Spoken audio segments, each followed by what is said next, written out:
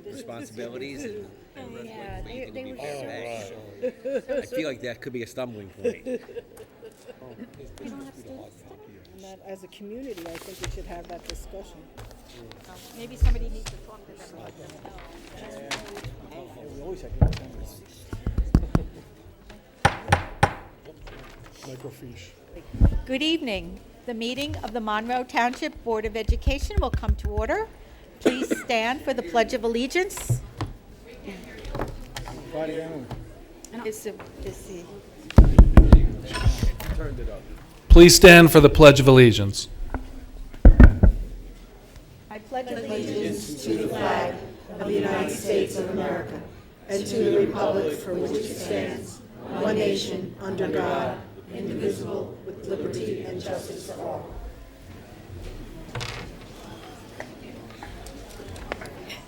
I don't know, isn't that weird? May we have a roll call, Mr. Gorski? Certainly. Mrs. Arminio. Here. Mr. Braverman. Here.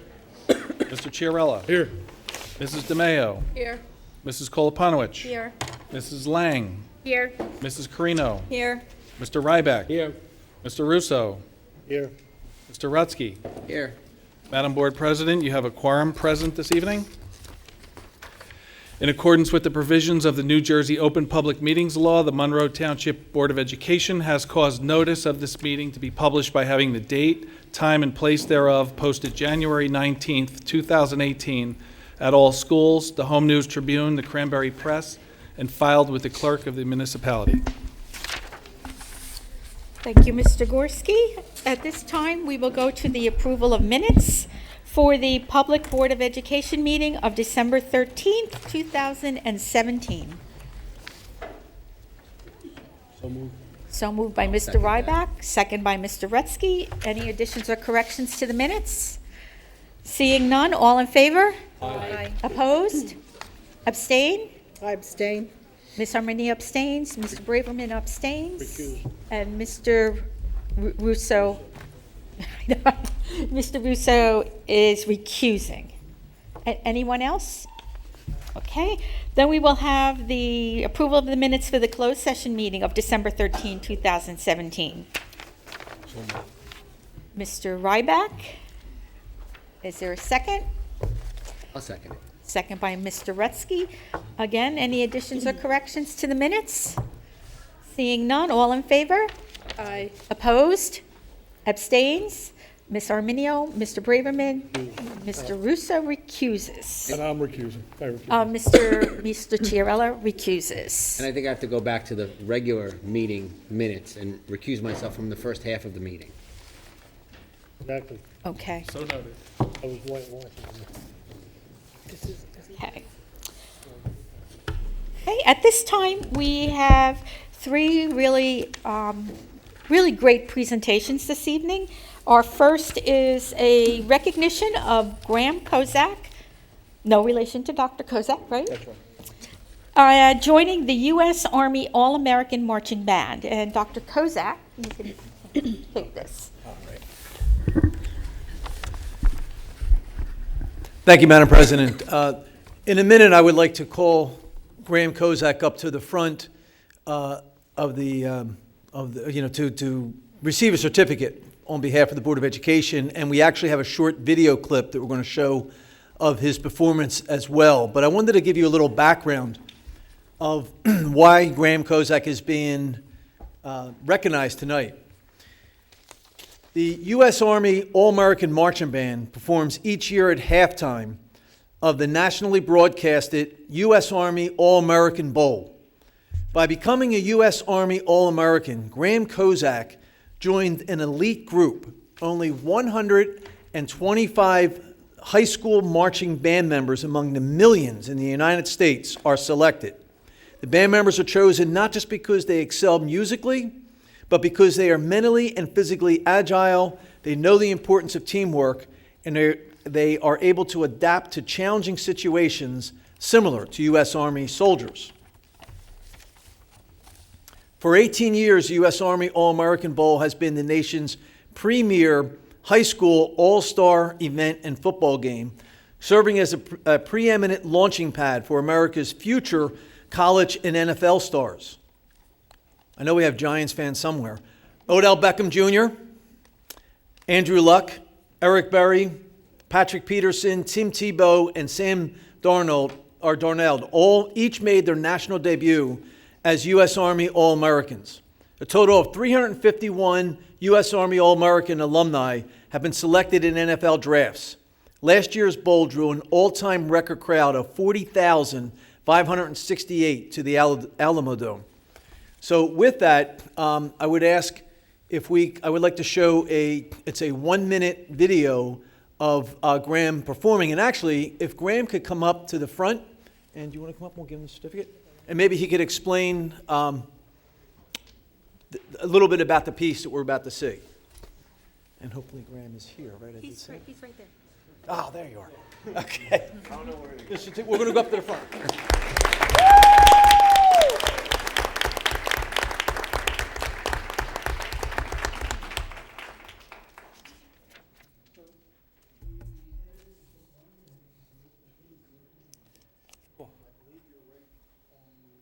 Yeah, in the front, yeah. So do you want to say anything first before you want to? No, just play it. Just play. Just go, yeah. Very modest. Let's just go. Let's go. Okay.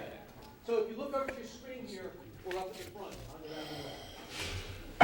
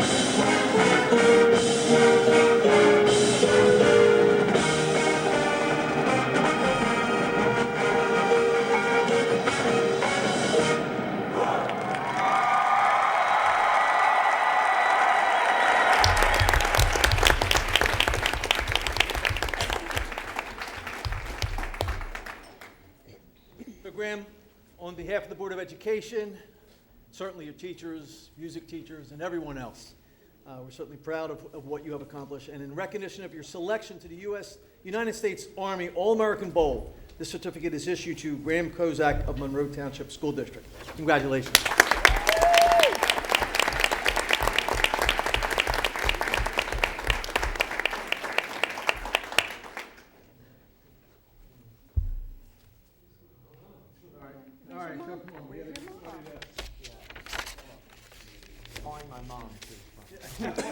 I'm sure she wants to take a picture. So I want to know, how long did it take the band to learn those moves? Because sometimes we practice for months. Kathy, use the mic. Hours. Right there. Yeah. No, okay, we'll take a picture first.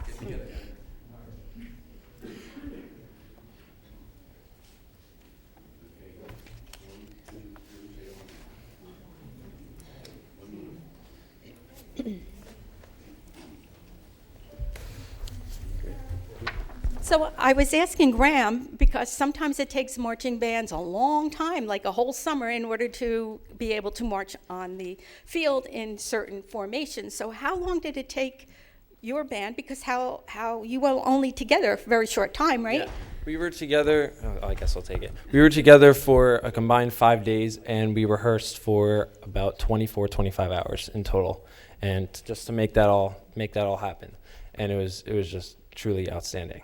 Yeah. It was very seamless. It was great. So it's a very honor for Monroe to have someone like you represent us. So congratulations to you. Thank you. And wonderful job. Yeah. Thank you.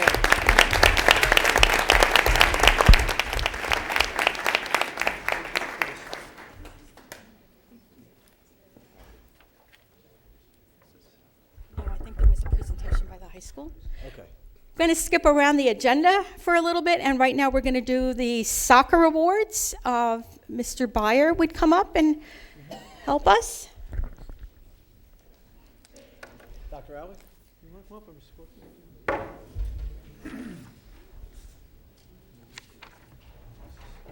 This is a good time for me because I get a little bit of a chance to not only brag about our athletic program, but our boys soccer team. Last month, I received some news from NJ.com and the Star Ledger that the Monroe Township athletic program was ranked in the top 50 in the state. You can clap about that. We were ranked 18th overall out of over 400 schools. We were ranked number 1 in Middlesex County. And we were also ranked 257th in the nation, which I think is pretty impressive. Obviously, getting that ranking, our boys soccer team had a major, major impact on that. Our boys soccer team won their 17th division title this year. They won their 6th overall GMC title this year. On top of that, Matt Hoyt became the all-time assist leader in school history. And we also earned the number 1 seed in the GMC tournament. And thanks to Coach Steve McKenzie and his staff, we had an outstanding year.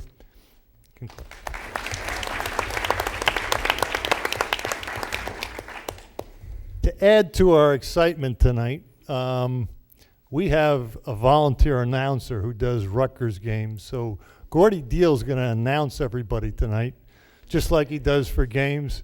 And Coach McKenzie, if you could line your gentlemen up here, and Gordy, if you could come up, he's going to announce each young man. Absolutely. Just for the sake of making sure that everyone's name is heard, I would respectfully ask that we hold applause until we get all of the members brought up and everyone's handed a certificate. And at that point, then we'll ask for a round of applause for all the members of the team. And that's also for the guys coming up, if you would just take your certificate, maybe stay over to the side, then we'll get a nice group picture at the end. Okay? All right. So he's going to announce from there. Mark,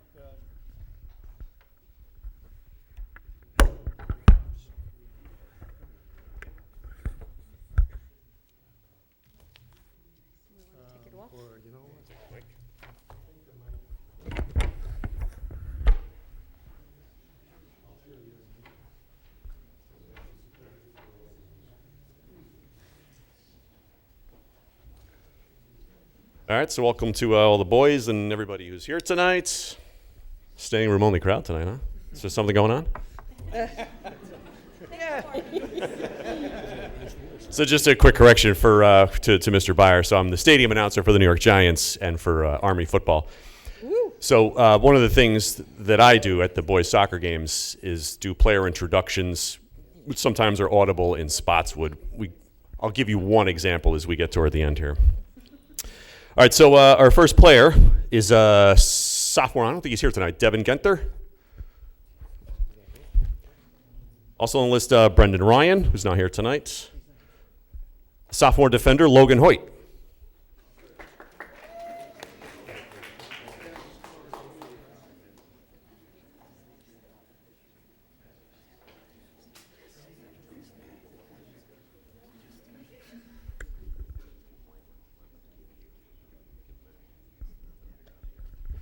George Holovopoulos. Joey Fiordaliso. he's got a wrestling match tonight. Akshat Gupta. Here. Tommy Hamer.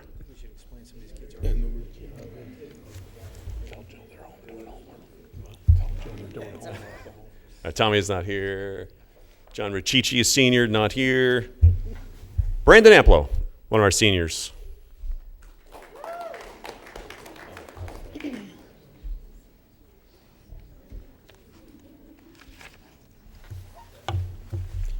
one of our freshmen of influences, Jonah Diaz.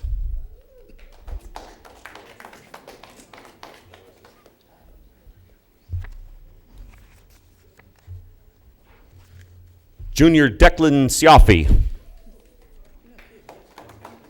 A lot better than I am. I feel like I'm in the stadium. Congratulations. Senior defender Nick Turek.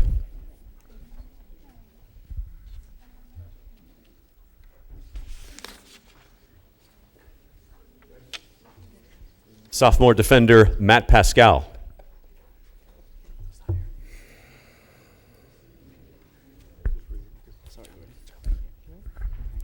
Senior Kevin Sinkis.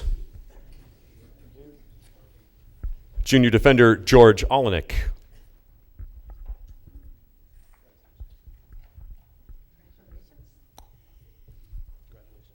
Junior Aditya Palakar.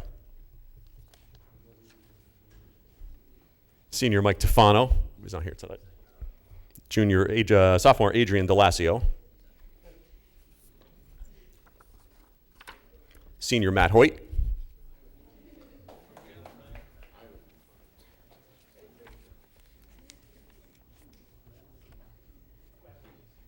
Senior Alessio Maiorello.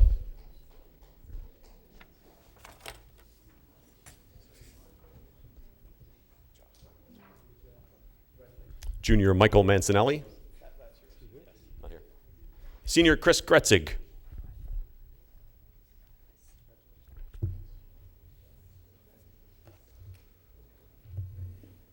Senior David Zaorski.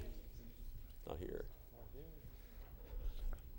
Another freshman who had a big year, Christian Bernal.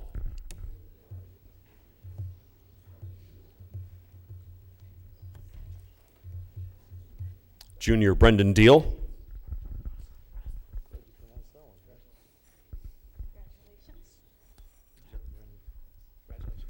Freshman Daniel Tanzi, who's not here tonight. Senior Nick Rios is not here. Junior Victor Park. Sophomore Bobby Hunter. And last but not least, so this is the way we do it at the stadium.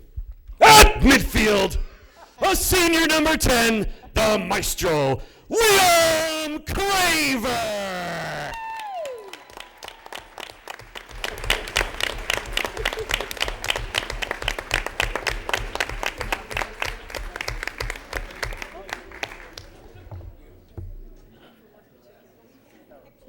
Yes. Kathy, you might want to go around front, okay? nothing. Can't find Kathy. Scary, the transformation they go through. It is. It's scary watching your own son go through that. How old's your son? He said A year. but I think he was a little ahead of himself. Oh, he was? Yeah, it happened. Like he grew he's an inch short of me. Like he just sprouted up by like 6 inches last year. Other than the cat, I'm the shortest person in the house. Growth spurts or something.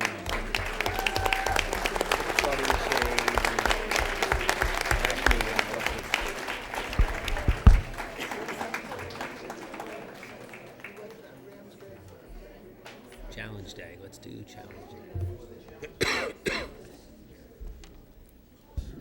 Oh, yeah, right, that's right, yeah, okay, since, you've got the bigger fat. Do you want to just get a picture of me? Want a picture of me at all?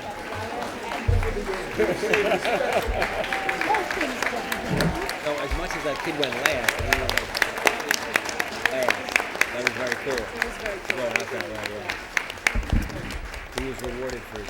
I hope they're all going home to practice because I expect to see them back here again next year.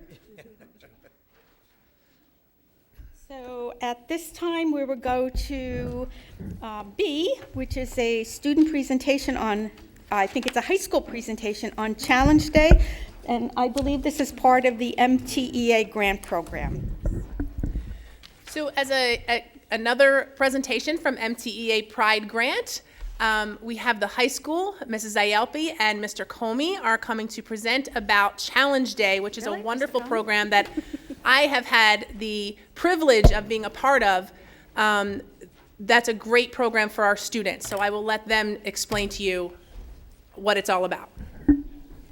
A theater person loves nothing more to perform in front of a standing room only, so thank you all for showing up tonight. And we'll start from here. So, I'm coming back. Got reprimanded already, which is not unusual for me. All right, so good evening, everybody. I'm Kathy Ayelpi. I'm a school counselor over at the high school, and I am also a very proud coordinator of two of our diversity clubs, the GSA and the Peace Ambassadors. The primary goal of the MTHS Peace Ambassadors and GSA are to help foster a school environment that honors diversity, peace, and respect for all of our students. And every year, these two groups come together and sponsor a whole bunch of events. One of these events that they sponsor is Challenge Day. This is a really important event at our school, so we're going to talk a little bit about that as well. I'm going to quote from the Challenge Day website, so this way, without having to give you a, educational view of it, I'm going to give you a very emotional view of it from the website. This was written by kids. Imagine a school where everyone feels safe, loved, and celebrated. Imagine enemies finding common ground and making peace, making friends healing past hurts and making amends, people igniting their passion for service and leadership, adults and youth working together to create a school where everyone is included and thrives. This is Challenge Day. Tonight you're going to hear from several members of the two diversity clubs. They're going to talk to you about how the day has a really big impact on them. They're a little nervous, so please give them time and kindness, please. But here they are. We're going to start off with Noelle, who's going to talk to you about what the family groups mean during Challenge Day. Hi. So one of the activities that we do during Challenge Day is called the family groups. And one point during the day, you are put in a group of about 4 or 5 students and 1 teacher. And you start off in this family group by playing little bonding games and just talking about anything that you want to get closer to your group. Your favorite food, your favorite color, whatever it may be, your group talks for a little. And then after that, after you've gotten to know each other, after you talk about whatever, you get to learn about each other on a more personal level. Each member of the group gets about 2 minutes to talk about whatever that has been on their mind, whatever has been affecting them, or just anything they want. A lot of the students and the teacher choose to talk about something very personal. Both years that I have been brought to tears during the family group events. It's a very hard-hitting thing, and my favorite thing about it is that it really brings you to a personal level, especially with the teacher in the group, because you're not in an environment like you are at school where it's teacher and student. You're at a level where you realize that they're a person too. They've been through things just like you have, and you can share these things. And even with the other students, it helps us realize that no matter how diverse we are, we've all been through things, we're all people, and it helps us realize that we're all equal. We all need to be more compassionate to each other, and it really helps spread the message of kindness and peace, and that we're all people who have been through things. So that's definitely one of my favorite parts of Challenge Day. Thank you. Thank you.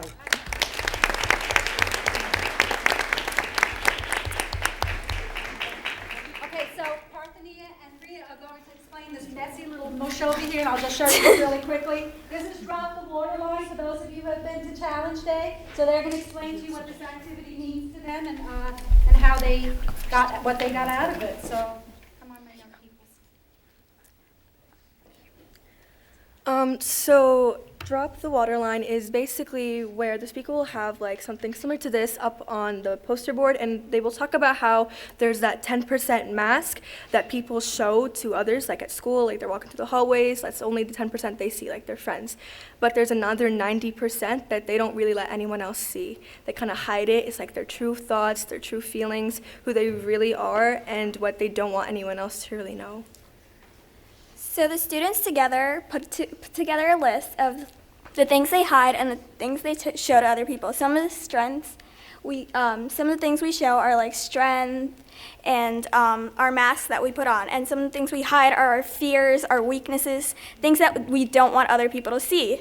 about us, and we share the things that we go through every single day, which is a very good activity. Yep, drop the water line. All right, we're going to talk about... So Elias is going to share an activity that the Peace Ambassadors did during Challenge Day as well. During lunch, members of our club handed out slips to the members of the groups who came out to participate. And on these slips, we asked them to write suggestions that they have for our school and things that they would like to see change. Their input was astonishing. It was clear from this alone how much they cared about the members of their school and how everyone was feeling. We would like to see this type of motivation, this type of devotion to our school all year long. We would like to see this. We would like to see the spirit of Challenge Day pervade all year long, even after it ends. Seeing everyone be so kind to one another, caring about one another, and letting their true selves show.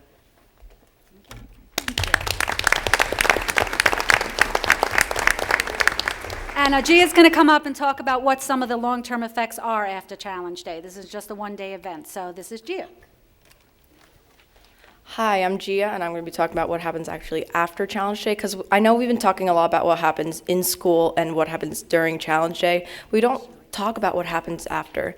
And for me, it was really emotional, because at Challenge Day, it affected me a lot. I cried a lot, and right after it was over, and we had to go out to the buses, I felt so much better. All the stress that I had for that day, for even like the past month, I felt go away, and I felt truly happy, because I know that a lot of the students, because of the mask that they put on, they go home and then all of that stress just comes bubbling back to the surface, and they have to deal with it at home. So when we had to deal with it at school, it felt so much better, and I could focus on my homework better. I just felt emotionally better. And even the next day at school, the teachers and the students that I was with, I felt closer to. I felt like I could trust them a lot more, and that I've someone I could rely on in times of need. Thank you. And Parthenia is going to come up and tell you about one more activity that bonds the teachers and students together, so you can hear about it, and that's called Crossing the Line. Cross the line. Cross the line is actually a very, very emotional activity for anyone who participates with Challenge Day. But as emotional as it could be, it's actually very helpful. Basically, the speaker would tell you to cross the line if the scenario stated had or has a relation to you.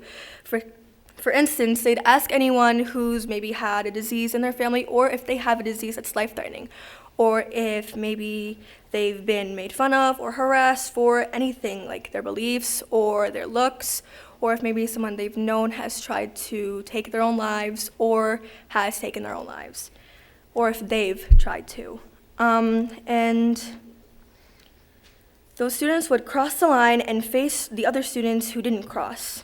And the teachers would cross as well. And when you'd stand out there, you'd face the students, and the memories would start to flow, and tears. It was always so emotional for everyone. But you're comforted because the kids who didn't cross the line would be holding up the love symbol, and you'd see how many people are standing with you and also going through the same pain as you, and you see other people who are there being supportive for you. And the teachers, especially with the children who are crying a lot, they'd come and help you out a lot, and you'd have like some friends by your side that come give you a hug. It's always very, very supportive during Cross the Line.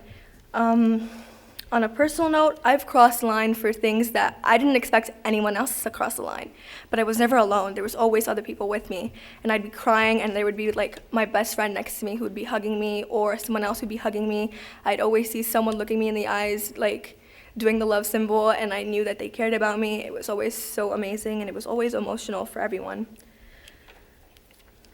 And it always helped me get out my emotions, because I never knew that there were some emotions that I thought didn't exist, but they were building up inside of me. And when I just let them all out across the line, I felt so much better, and I felt so much support. And Cross the Line really just helps you see that you're not alone, and that people care about you and support you, and that you can talk to anyone, really. And Challenge Day in general just helps prove that.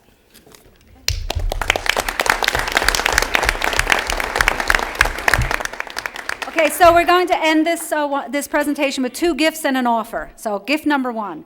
On day one of our school at the high school, we did a day one project where we asked the entire school to take a moment, and across the entire loudspeaker, we spoke this message to the whole entire population of the school that we are claiming our school as a safe space. In the summer, these young people showed up, there's a lot more of them, that showed up to put posters in every single classroom and every public space in the entire school, and the principal got on the speaker and announced that they were claiming this space. We'd like you to hear this message, please.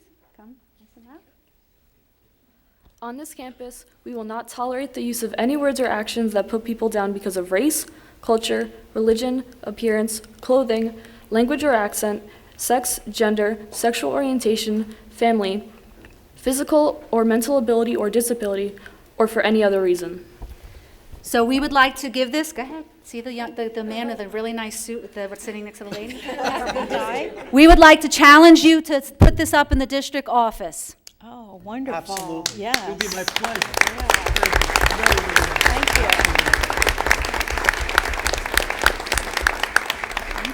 Our second thing that we'd like to do is challenge you to come to Challenge Day. We know that Dr. Alvik has come, and it has been a very nice experience, and we would have had board members in the past come. So when we put out the invitation this year, we hope that one of you say yes. It's a very important event, and we'd like to have you there. And in closing, on this day one activity, with not only the posters and with the message sent out there, we also thought we would give out something to every staff member and every student in the entire school, a reminder so that every day they can say to themselves, what's important and what's important? So we would like to also gift you with a bracelet so that you can remember around the table that kindness matters. So regardless of what you're doing, and we know you're dealing with a lot lately, we'd like you to remember kindness matters. Thank you so much. Thank you. What a wonderful program for our students and our faculty, and a powerful message to all of us. Thank you so Thank much. you. Thank you for doing this. Thank you so all. much. And I look forward to coming to the next Challenge Day. Do we have to log it? Yeah. Yes, you'll be there. We'll send you the invitation. Is the date established yet? Do we have a date? We're asked. I'm sorry? Do you have the date yet? You usually do it early on in December, but we don't have it yet. Okay. We usually have to wait for our budget to pass, wink, wink, and then we put it in the budget. And then we go to Challenge Day, and you guys will come with. Thank you. Oh, and again, I would like to thank the MTEA for supporting these kinds of programs in our schools. Very important. Thank you very much.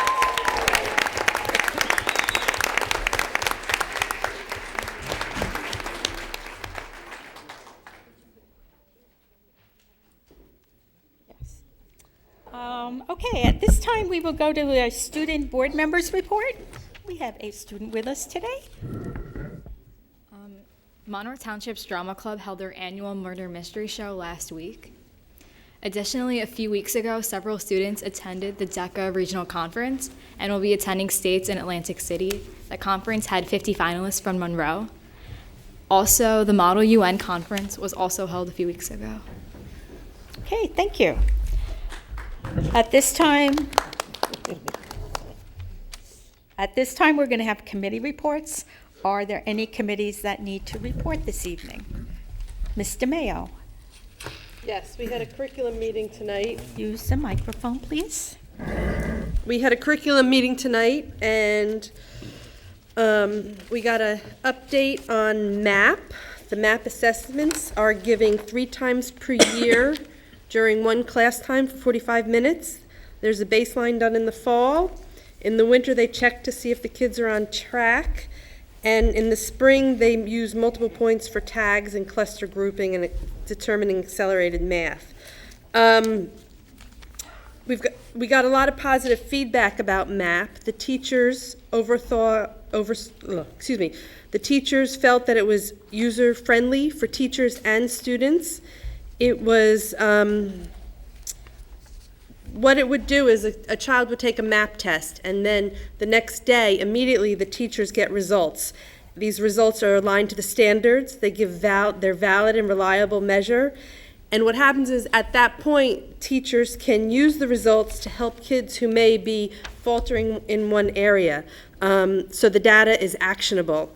For example, it is so fine-tuned that they can determine if a 7th grader is reading on target, or if maybe their literacy is off, and they can adjust the curriculum and the way they're teaching for these kids. And that's pretty much it for math. We also learned about the First Tee program. The First Tee is a nonprofit organization that promotes golf for youth. We have been using First Tee since 2012 at Barkley Brook and Brookside. It's very successful, but we've received a new donation of equipment. We've got wedges and putters of all different sizes. I'm not a golfer, so I don't know. We have tees and balls and mats and bullseye targets, a lot of really great stuff. And so this donation is going to go to Oak Tree, where we will start this program. We also got an update from Dory about the homework committee, and I'm going to let her talk to you about what the homework committee has done, because she can give you a better in-depth analysis than I can. So after the board meeting in December, I reached out to staff, and we have 36 teachers, guidance counselors, learning consultants, and administrators on a committee to look at our current homework policy and regulation. We spent a couple of hours on January 17th, looking at the current policy, talking about why we give homework, how it's assessed, how it's being used in the classroom, and research of where, what does the research say about the effect of homework on our student learning. We then the entire group broke up into some committees. So our next meeting in February is going to be to create a parent-student survey to get input from the community. Also to create a teacher survey, to create a presentation of all of the research that is out there that will guide any of our recommendations to the Board of Education to change the policy, and a committee to take a look at our current policy and see what things need to be revised. Once we come together and we get all of that information back, then we will come together as a whole group again, and we will make recommendations to the Board of Education Policy Committee and the entire board on a change in the homework committee. So our goal is to have those policy revisions to the policy committee by the end of the school year. So I think we had a really great meeting. I'm seeing some teachers out there who I see were on the committee with us. I think we had a really great meeting. I think we got a lot of great ideas, and we're moving forward with it. Thank you. Dr. Albert, could you please address the issue about parents looking for homework assignments for their children? Yeah. Because I know that has come up in the past. So currently our grade book, where our official grades go, is found in Genesis. So any student who's getting a grade it's going to be posted in Genesis. Parents at the middle school and high school can see these grades on an ongoing basis. At the elementary school, you can just see the progress reports or the report cards at the end of the marking period. So all homework is probably not posted there, because not all homework is assessed and given a grade that would go in a grade book. If you're looking for your child's homework, the teacher may be using Schoology, they may be using Google Classroom, they may be using a wiki. That would be where you would go to find any assignments that are being offered to your child. If you would like access to that, I would suggest you reach out to the teacher, and the teacher will be able to provide you with how they're assigning homework and where that information can be found for their particular class. Thank you. Okay, any other, or is that any questions for Jill? Okay, any other committees? Mr. Chiarella. I hope you guys don't fall asleep for this one, but we had a Buildings, Grounds, and Transportation meeting on the 16th of January. We reviewed the integrated pest management plan. So the administration presented that to us, and we decided as a committee to accept that as it was provided. And then we also had a review of our written IAQ, Indoor Air Quality Program. So another very exciting topic, and the administration provided that copy. We went through that, and we decided to also accept that as it was provided. The lead in the water testing program reimbursement was closed out, so we will get $14,397 back for that program. And then the Barclay Brook, we discussed the Barclay Brook, Brookside Roofing and Paving closeouts, and everything is pretty much done. What the committee recommended was that we keep that open in order to caulk the masonry joints and do some of the follow-up small things that had to be done before we totally close that out. So there's some cracking in the caulk, not because of this project, but because of the age of the caulking on the building. And we're going to repair that before we close that out with the same vendor. And that was it. Okay, would you like to talk about the ad hoc committee also? I could do that during other board business. Okay. Mr. I'll do the Rutsky? finance committee. You can do the finance committee. Fantastic. So since Ken just finished talking about the Barclay Brook roofing and paving projects, I will say that in our finance committee, this all becomes sort of full circle. It was proposed that we look at replacing the boiler and HVAC units over at Brookside School, because those date back to 1989, which has exceeded the estimated life for that equipment.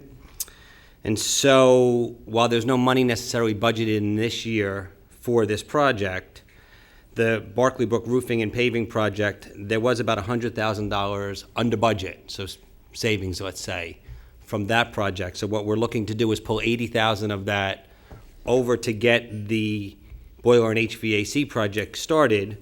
That's a good amount of money to get all the necessary procurements of the engineer and the design and all the initial work ready to go, and the remaining $810,000 approximate cost for that project would go into next year's budget.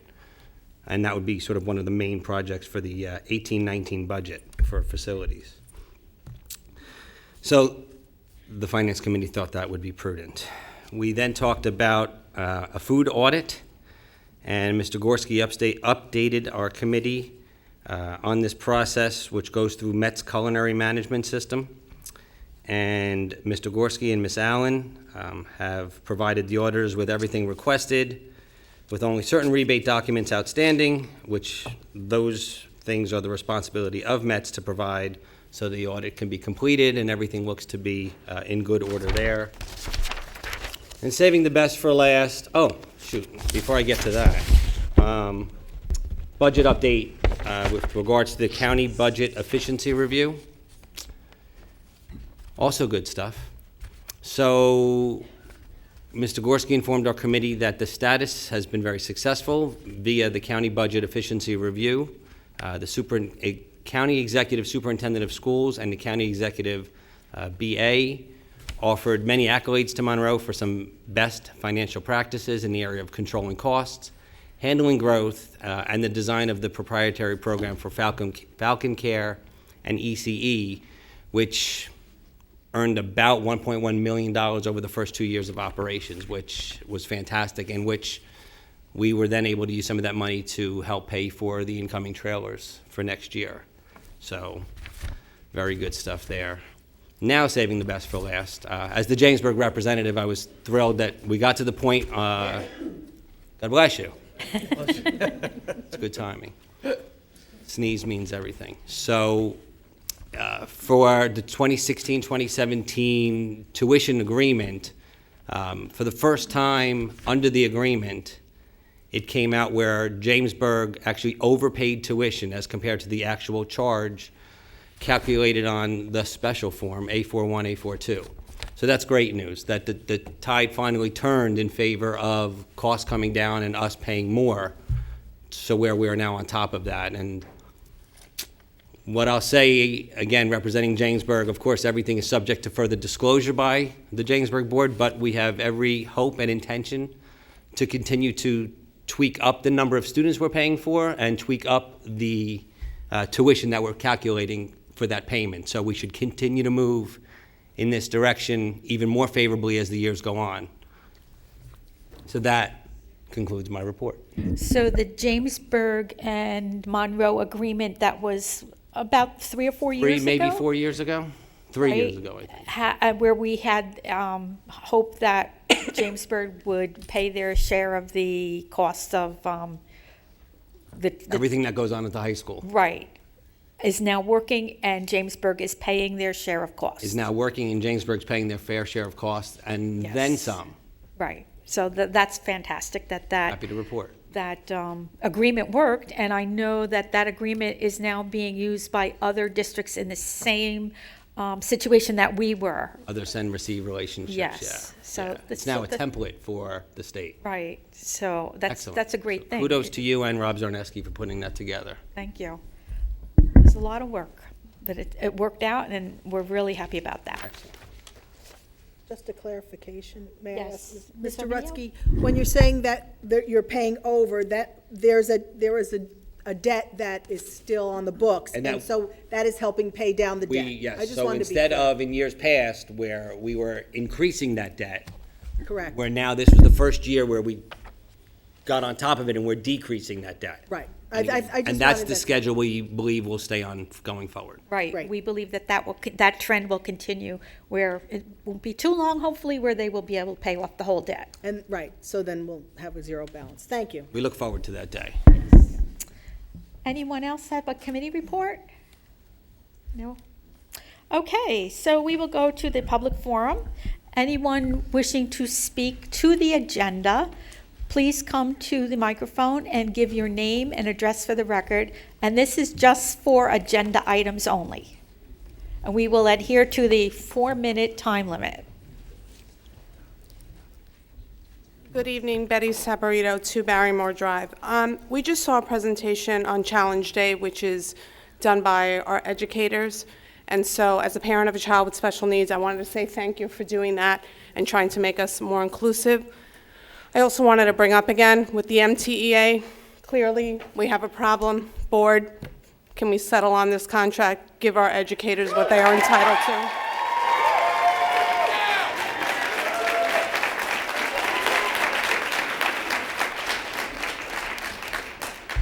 This has been going on far too long, and we really need to get these people what they deserve so that our children don't suffer, and we don't suffer as a district by losing some of the top qualified people in the state. Thank you. Thank you.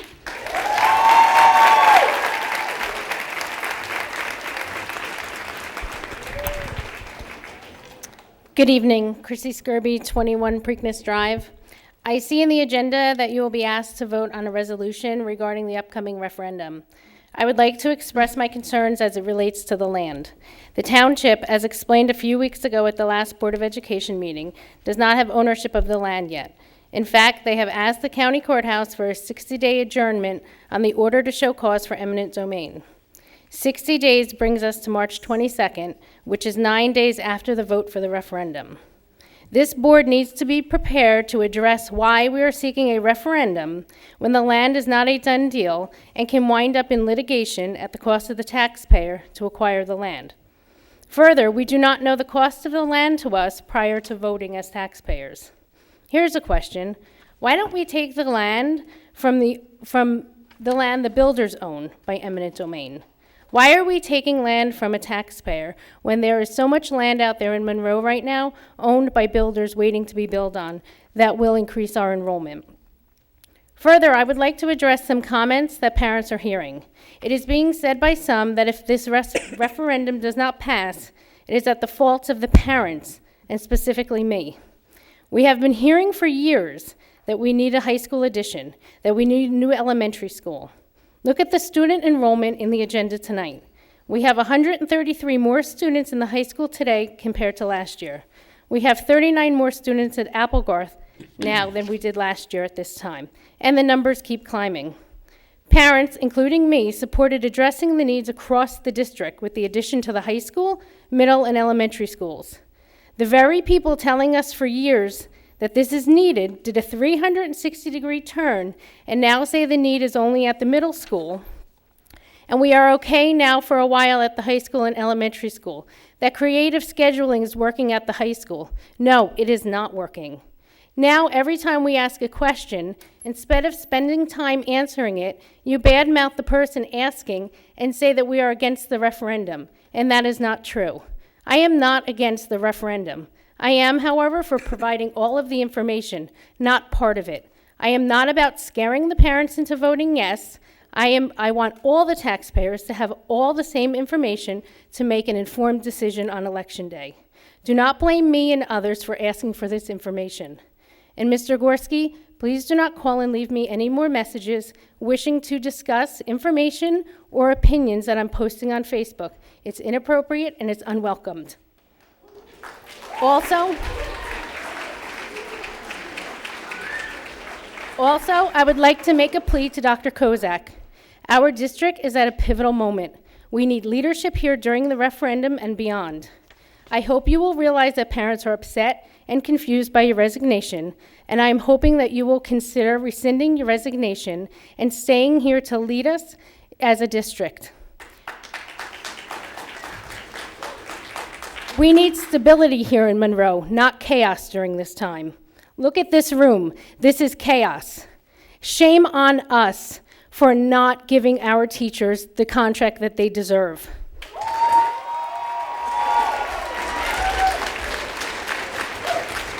We sit here and we celebrate our student achievements, both academic and sports. Our students absolutely deserve the recognition they get, but so do the teachers and the coaches behind them. You can do that by giving them a fair contract. It is not okay that they are the third lowest paid teachers in our entire county.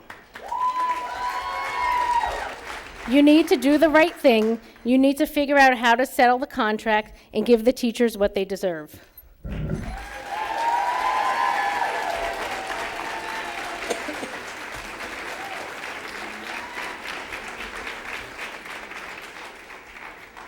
Now my time starts. So Prakash Parab, 33 Dana Drive, representing Monroe Indians for Civic Action. First of all, in November meeting, I was very disappointed when Dr. Kozak submitted his resignation, and within 20 minutes, that resignation was accepted by 5 board members, rejected by 2. So I don't understand. We request Bureau to approve extension of Dr. Kozak's contract.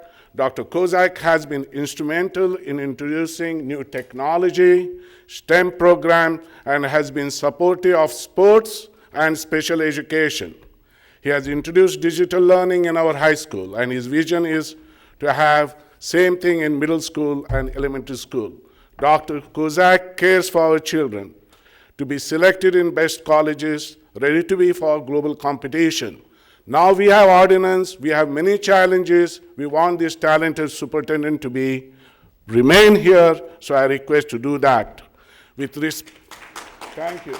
And we are fully supportive of our teachers. They are underpaid, so make sure that they have take-home salary, which increases every year. I'm talking about take-home salaries for our teachers, okay? The next thing is about ordinance. We care for the education. So middle school is crowded. We want to make sure the middle school ordinance goes. And please please give a statement on the district that once the middle school ordinance is passed, we are going to go to the high school, because we have only one high school, one middle school. So it is no-brainer. Next priority is the high school, which is already overcrowded. So we need your statement. If you want to win this referendum for middle school, please, tomorrow, state in your meetings as well as put on your district that once this referendum is passed, middle school referendum is passed, within 9 months, we'll have referendum for expansion of high school. Thank you very much. Do you agree with that? My question is, do you agree with the expansion of the high school once the referendum for the middle school is passed? That's my question, sir. I am going to have a statement to make on that, so I'd rather go through the whole public forum and before I make that statement. Okay, thank you very much.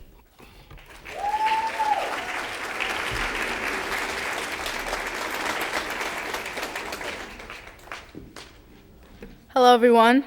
My name is Hannah Torrey. I live at 20 Hemlock Drive in Jamesburg. I'm the senior class president at Monroe Township High School.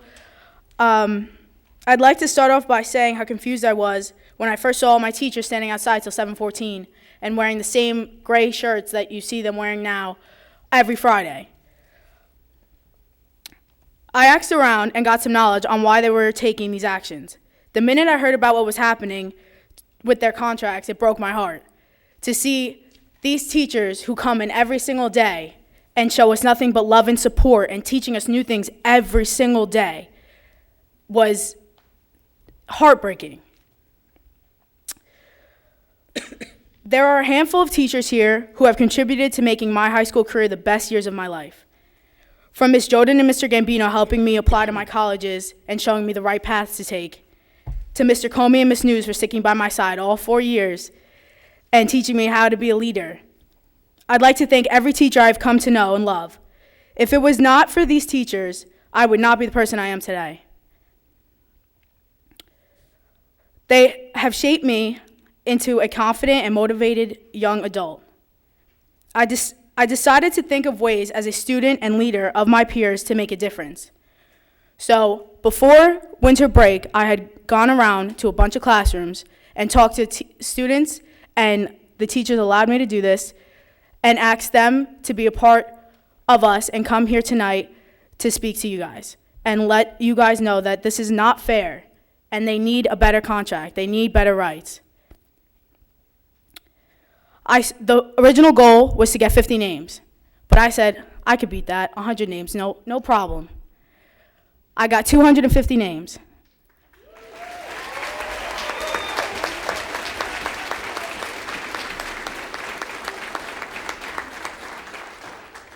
Thank you. Something needs to change, and it needs to start with this contract. They deserve a lot more. Thank you. Thank you.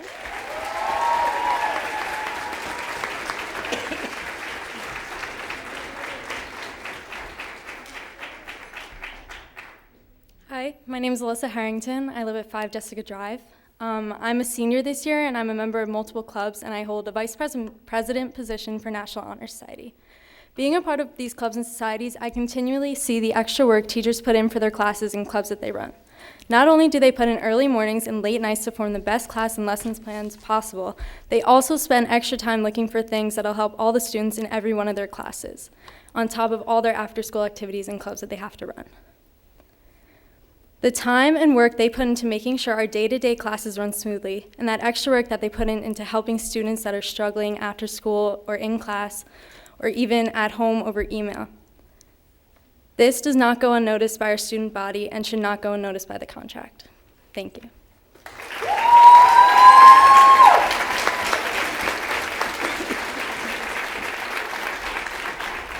Hi, my name is Kira Sears and I live at 104 Prineville Road.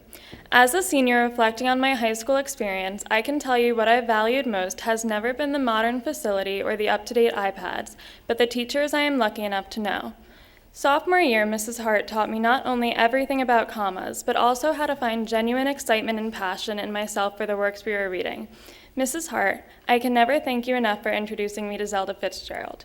Furthermore, Mr. Colella and his infectious laugh showed me where to find unadulterated humor in the annals of American history, and still never fails to bring a smile to my face when I see him in the hallways. Thank you, Mr. Colella, for teaching me how to find joy everywhere. Last year, I had the honor of having Senora Labello, who brought me to Peru with Senora Quinez and showed me just how expansive the world truly is, even though laughing children, whatever country, have the same effect on your soul. And last year, for the first time, I had Mr. Varela as my teacher, whose unwavering faith in my ability to create and constant reminder that there are only happy mistakes in both art and life has brought me the confidence to start doing and not just planning. And in AP Language, it was Mrs. Sundstrom who taught me that to get a 5 on the AP exam, I had to break all the previously learned rules of essay writing and be brave enough to think. She also taught me to find the strength I was looking for in others inside myself, and not to allow such a harsh world to still my beating heart. And this year, I look forward to 2B every week because I get the absolute pleasure of being around Miss Santoriello, who inspires me every day with her warmth and acceptance. She has taught me to be able to look realistically at the world and still see such immense joy in all of it. I just want to thank all of those who I mentioned and those who I could not, because I don't think it would thrill any of you if I stood here for hours and talked for the hours it would take to go into each of them. Each and every teacher in the school who I have had has gone above and beyond their contractual obligations to shape who I am. All I can say is I will be forever thankful for all the teachers at the school, and I think they deserve everything we can give them to show them how much we value them at this school. Thank you.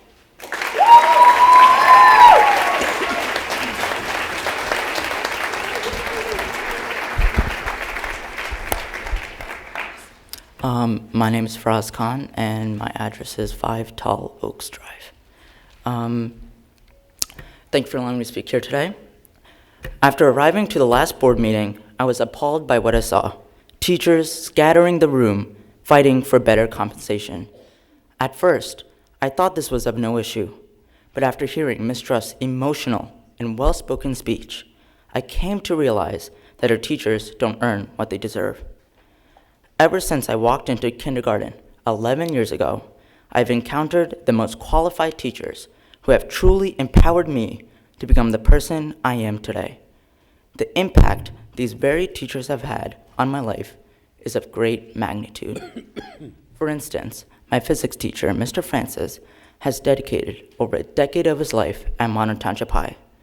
Although his class may be challenging at times, Mr. Francis teaches with great passion. His desire to deeply enrich his students has fostered a love for physics in many, including myself. Mr. Comey, a passionate and competent language teacher, opens the door for creativity through his overwhelming participation in extracurriculars, making my experience at Monroe Township High enjoyable. Teachers such as Ms. Crisco, my 8th grade language arts teacher, made me the advanced writer I am today. These are just a few of the many teachers who picked up the small bits of clay and molded me into the person I am today. With property taxes on a rise and New Jersey being one of the most expensive states to live in, these teachers need a fair and reasonable wage. I urge this board to comply with the demands these very teachers have set forth, as if you don't, you risk stripping us of the world-class educational services they offer. Thank you.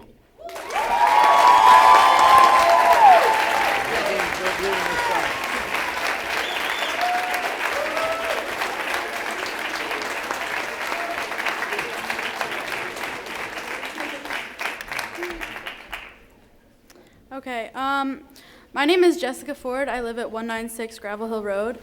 I attended Challenge Day for the first time this year, and it's kind of upsetting because I'm a senior. I won't be able to do it next year, and it was an unbelievable experience.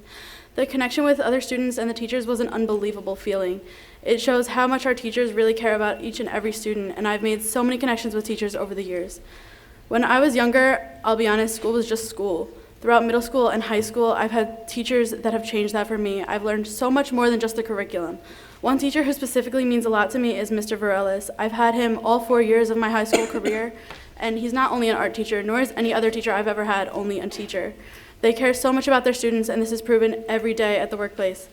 I know a teacher who has had 3 jobs at one point while his wife was working as well. The fact that multiple jobs is necessary for someone with such a meaningful career is such an upsetting idea. In regards to the poster claiming that this school is a safe place that we put up in every classroom, it is our teachers who make this school so welcoming and accepting, and all they deserve is a contract. Thank you.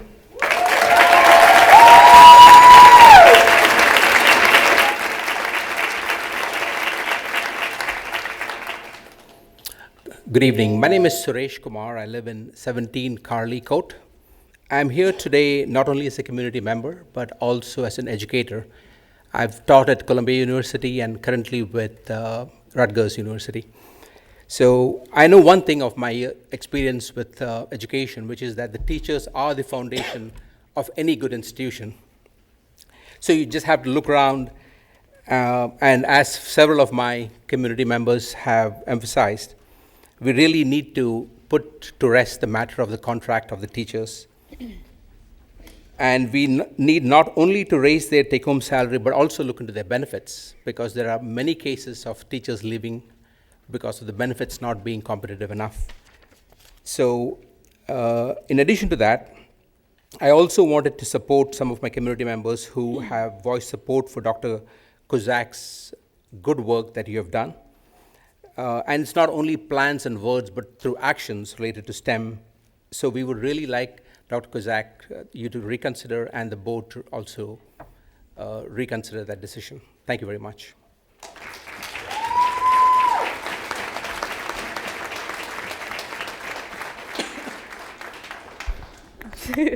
Okay. Hi, everyone. My name is Morgan Gelberg, and I live at 6 Lily Court in Monroe. I'm a senior here at the high school, and I've been in the school district since I was 9 years old, and throughout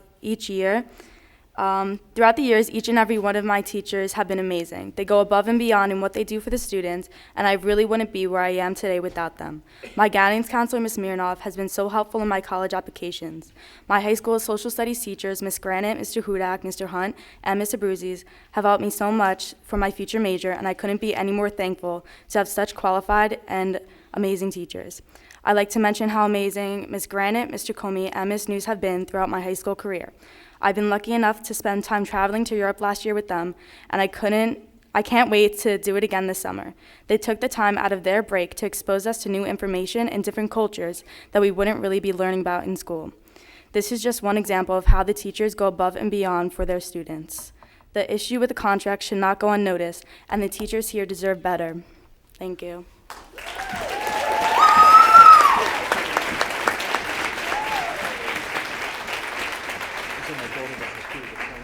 Raghuchi Turi, 23 Greenwich Street. I've been into this township 2 years back, and my son's school progress has been tremendously increased compared to what he was before. As a parent, the homework what we do at home is same, like that did not change. I attribute that growth in his career or in his education is because of the hardworking teachers. Some of them may be here and some may not be here, but they are working really hard for our students. I started attending these meetings probably from September, and that's when I first saw that their contracts were not done. It's like almost 4 months or 5 months now and still open. A question to the board is there a time limit for these negotiations, or are these open-ended, like until you get to a common conclusion? There is no time limit to conduct negotiations. That's very sad and unfortunate. Like, we should have take some kind of an action. They've been fighting for an increase in the take-home salary, which is very, very genuine with the increase in the cost of expenses and the cost of medical care. So I would request, I'm told that there will be some kind of an arbitration. When will that come into picture? I believe we have a date set for February 15th. Okay, so what if the arbitration doesn't work? Like, what kind of action will happen after that? We will have an arbitrator come in. They will talk to both sides. We will try to come up with an agreement through the arbitration process. Okay, as somebody said, they're already the third lowest, in terms of earnings in the entire county, right, under New Jersey. So we should help negotiate properly and get them a proper pay. And second is regarding the Dr. Kozak's resignation. We were not sure if he resigned on his own, or is it like a termination, or his position has a limit of 1 year or 2 year contract, or if that is what is ending. Was he given a chance to continue his position, or was he asked to resign? The contract of Dr. Kozak is a confidential personnel matter, and we cannot discuss that in public. That's fine. Thank you. Thank you.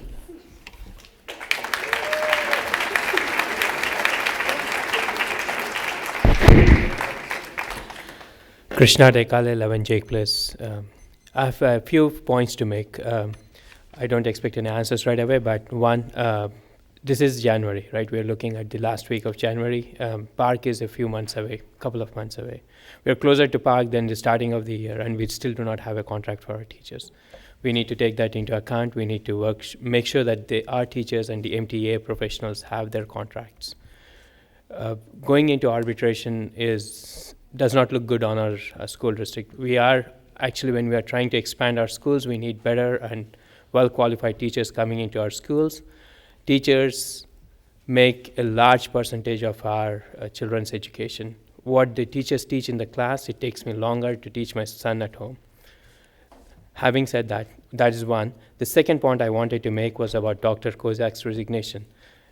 For a school board that prides itself on making fiscal financial decisions, looking for a replacement and trying to get that new replacement on board until the overcrowding that is happening in different schools, different middle, high, elementary schools, getting them up to speed, it's going to take time. Why should we be paying money to look for a new replacement when we can actually extend the contract of Dr. Kozak? That's the second point I wanted to make. The third point I wanted to make is, again, ties back to the initial rankings that we have. Our rankings have gone down. And that is not surprising because our teachers are leaving. Our teachers are leaving, our schools are overcrowded, the student-teacher ratio is really bad, and we only have a plan for middle school, and I'm waiting to hear what we have for high school. A lot of me and my friends, when we discuss, we will support the middle school, but what about the high school? High school is at capacity, and we're adding students every year to high school. We're adding students every year to elementary schools. How come that overcrowding is at the middle school? I can understand middle school. Again, the middle school is being built at capacity. We need to have better plans, and I'm hoping to hear something better this evening. Thank you.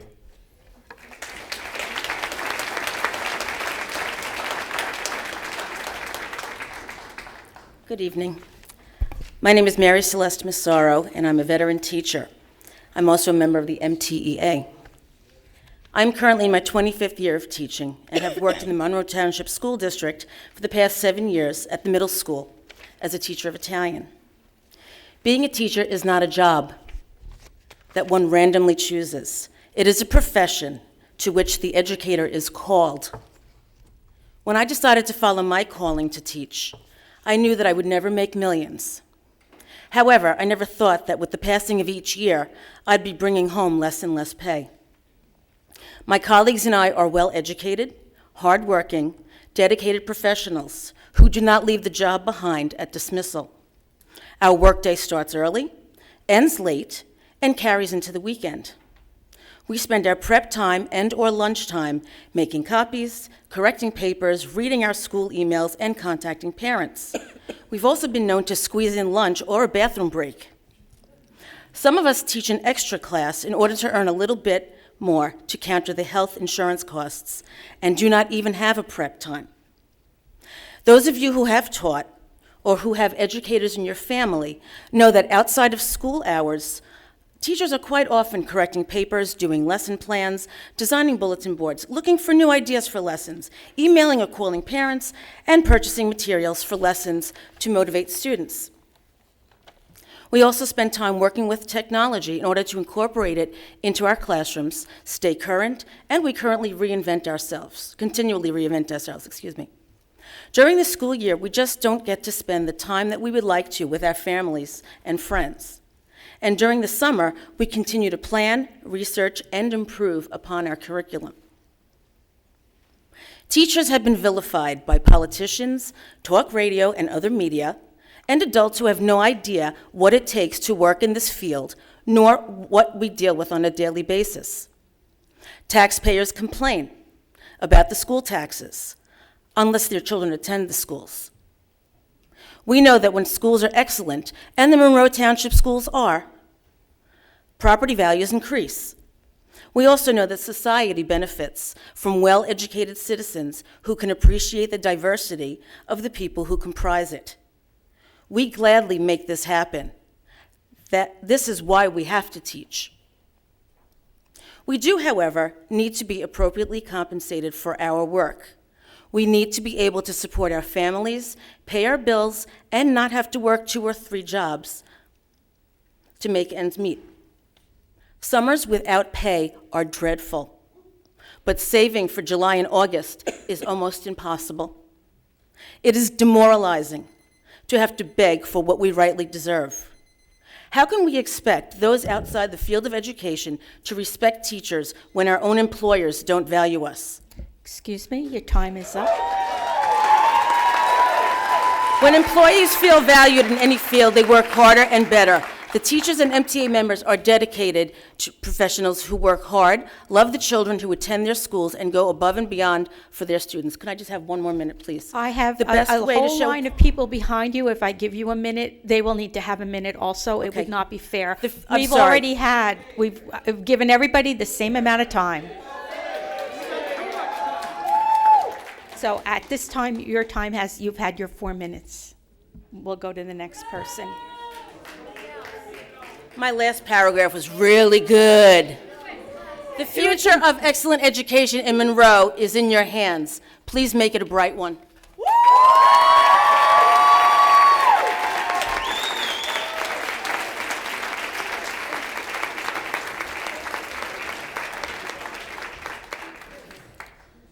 Hi, my name is Sarah Aziz. I live on 3 Lancelot Drive. My son is in Miss Papandrea and Miss Pandolfi's first grade class. I'm here tonight to support our teachers in their effort to get a fair contract.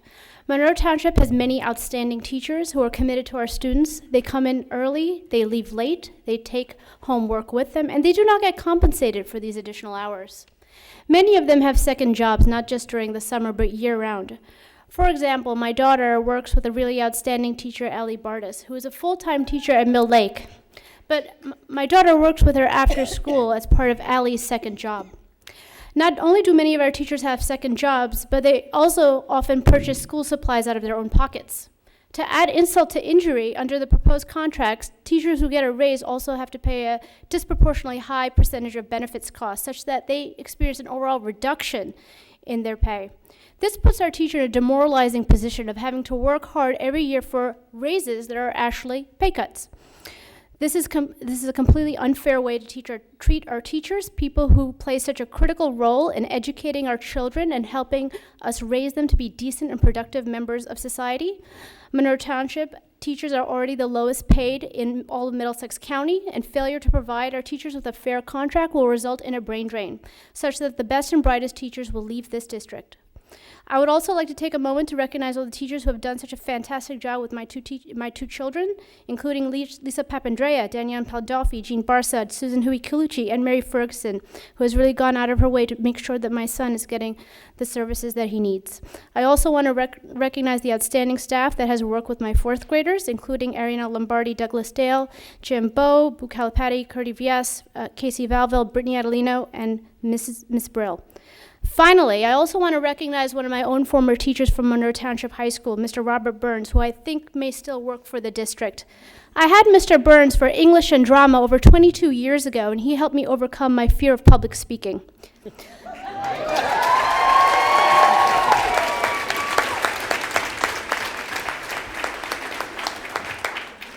The lessons our teachers teach our students truly do last a lifetime. I urge our community to provide our teachers with a fair contract and not just support our teachers with words and rhetoric, but with actual action. Thank you so much for your time.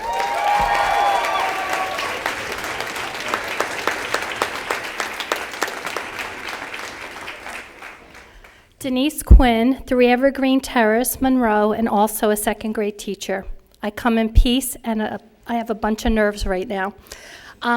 What I would like to tell you is I am at the top of the guide, having started in 1984.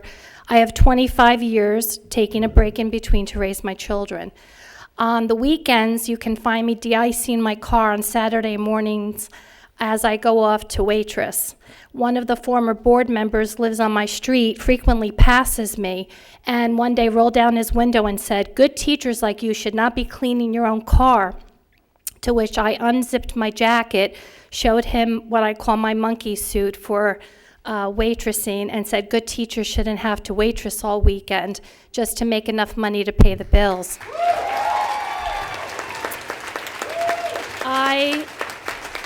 I am a victim of receiving the raises and really not receiving a raise at all.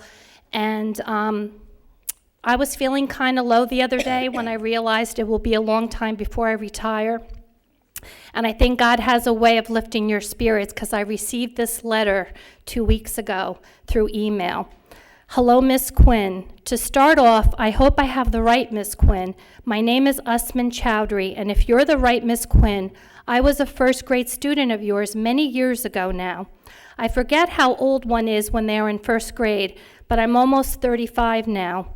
I'm emailing you today as I was having a conversation with a colleague about teachers, professors, and we felt we had to discuss those who had an impact on our lives, and I felt compelled to reach out to you, even if just briefly in an email. Back then, I was a shy and very nervous child, and I remember how you were encouraging, inclusive, and always kind. You were able to pull me out of my shell, and you made something that I dreaded, school, very fun. Today, I'm a cardiologist training further for heart failure and transplant medicine. I'm also hardly shy anymore, though I'm sure with the amount of talking I do, more people wish that I was. I don't say it lightly when I say that you, along with my parents, are one of the single greatest reasons I believe I was able to academically achieve any of what I have.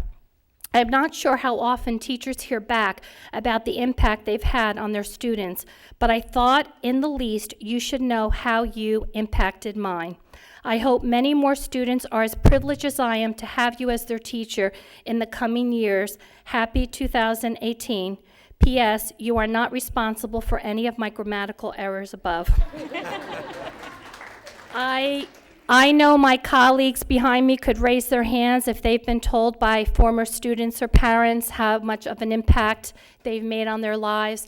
And yet, I struggle to pay my bills. I waitress on the weekends. I tutor. I do anything I can for extra money, making bows in people's basements for cheerleading practice. And it is demoralizing, and it is embarrassing sometimes when I'm waiting on people to even admit that I am a teacher. I think it's an embarrassment to our district if they ask me where I work. So I would implore you, I love teaching in the district. Our teachers love teaching here. Please treat us fairly. Thank you for listening.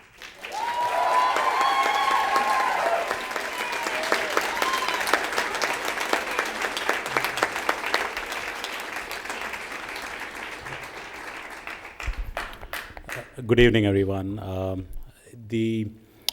When I look at these two topics, the contract renewal, negotiation. Could you please give me your name and address? Oh, yeah, sorry. please? Ram Rangnath, 6 Owens Drive, Monroe, New Jersey.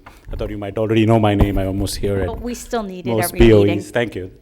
I just thought I'll save a minute and use that.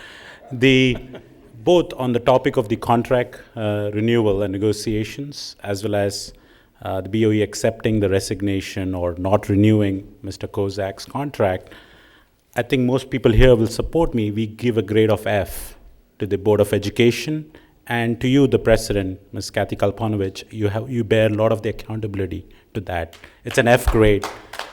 But that being said, I think you've heard from the parents who are the taxpayers. Ultimately, we are footing the bill for this. 2, you have heard from the second important constituents, the students, who have spoken in length about the beauty and the talent of our students and the impact on their lives. I think with these data points, in addition to the data points saying that they have the lowest comms or salaries in Middlesex County and other things impact on our scores, I hope, last time we got the surprise after the BOE that Mr. Kozak had resigned, I hope we get a pleasant surprise this time that you are committing to, by Valentine's Day, to sign and execute the contract that our teachers are asking for. I hope that happens.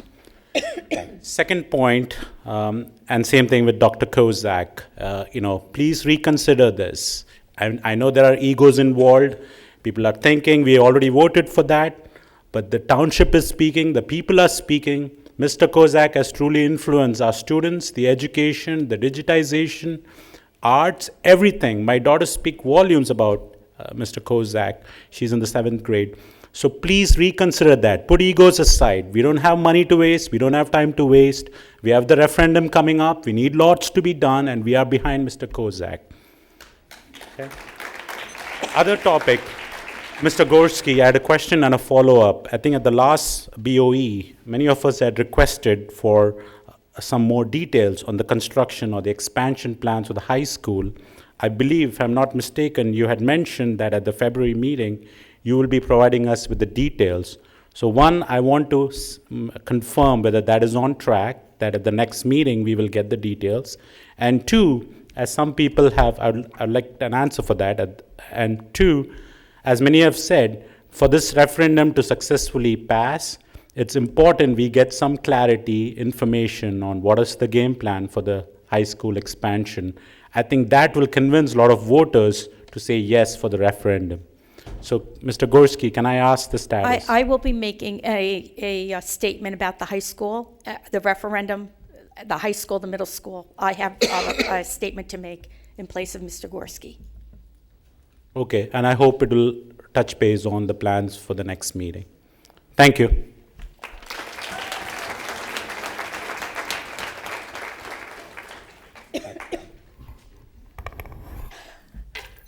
Hi, Corinne Masters, and I'm Michaela Court. I'm going to try to get through this without being emotional. I just want to take a minute, with having 4 children in the district, to thank the teachers that my children personally have had and have made a difference in our home and in my children's lives. I'm sure I'll forget a couple of them, so I apologize if I forget you. But we're having 3 children who play musical instruments. The instrumental music department in the district is beyond wonderful. Lauren Surik, David Ratner, Nina Schmedimer, Mr. Chiarella, Mrs. Palmer, Mr. Snyder. They deal with my kids forgetting their instruments, remembering their instruments. They take them on these band trips for, entire days. I've done the Hershey, I done the Dorney Park trip with the band, and I've done the Great Adventure trip. It's a lot of work, and it's a lot of pressure, and it's a lot of stress for them, and I can't thank them enough. And then as far as, just teachers in general goes, Denise Casilli, Cynthia Hills, Ben Howard, John Gleason, Ashley Lizio, Casey Walton, Susan Pace, Mrs. Barry, Dina Dale, Kate Tolan, Christina Peterson, Mrs. Bofuco, Mrs. Wood, Mrs. Dawson, Ms. Dioria, Ms. Consiglio, Ms. Constantino, Carol Lang, Laura Marianelli, Ms. Pooch, Ms. Freth. These are names that occur every day in my home. There was a topic, we were talking about the bus stop the other day with my 2 little ones. And the kids were talking about teachers that they had, 3 years ago, about how Ben Howard would pick the kids up from gym. And my son went on and on about how he still remembers this, and it was such a great thing. And, he had Ben Howard 4 years ago. But these are just the moments that they remember. And without this wonderful staff here, they make our district. So I just want to thank you all very much for all that you do for our children.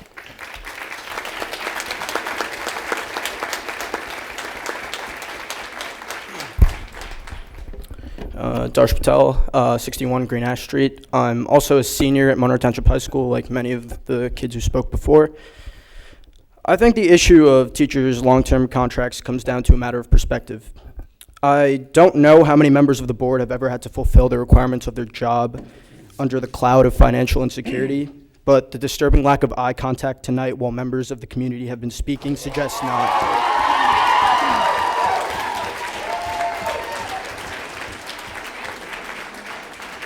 Therefore, I'm led to believe that those on the board suffer from a lack of perspective. I'm fortunate enough to have been shaped into the person I am today by a handful of teachers in the room. At Monroe Township, I have not been met with mere teachers. I've been met with mentors. I've been met with lifelong friends.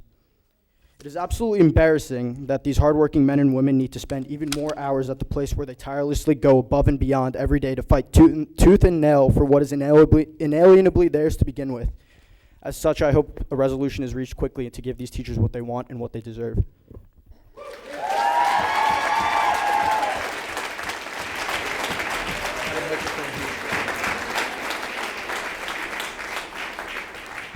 Hi, my name is Riddick Betty, 15 Adam Court, and I'm also a senior here at the high school. And I'm here to talk about the value of education and how it relates to these teachers. And several times in my life I've heard the one thing you can always take with you and no one can take away from you is your education. Wherever I received this education, well, simply if you look around you, it's the educators here today. But I use that word sparingly, educators, Because these are not simply educators who surround us. These are facilitators of opportunity. The people in this room have not only stood in front of a class and taught us from a textbook or a PowerPoint. They've given us opportunities to grow and expand our minds and our thoughts and our worldviews, and quite possibly one day change the world. And we hope the board recognizes that this sacrifice that they make, they should be compensated for it properly. Every day, teachers stay after answering emails. They come in early before school to help their students. They offer us opportunities that we could never imagine. I have personally at this school been offered an internship, been offered after school and before school help. I know teachers who once teach the lesson in class and then go home, make videos to reteach it to students who do not fully understand it. So the care that these teachers express for their students is insurmountable. For example, Miss Ielpi, my great guidance counselor, has helped me navigate the college process like no one else can. How many times did I email her? I lost track, asking her if she could send my recommendations to this school, and then just a few hours later I decided I want to apply to this school as well, and she would without even flinching send it. So where did I learn everything I've known to this far? Where have I got these opportunities from? It's simply these facilitators and not just educators. So I hope the board recognizes they need to be compensated appropriately.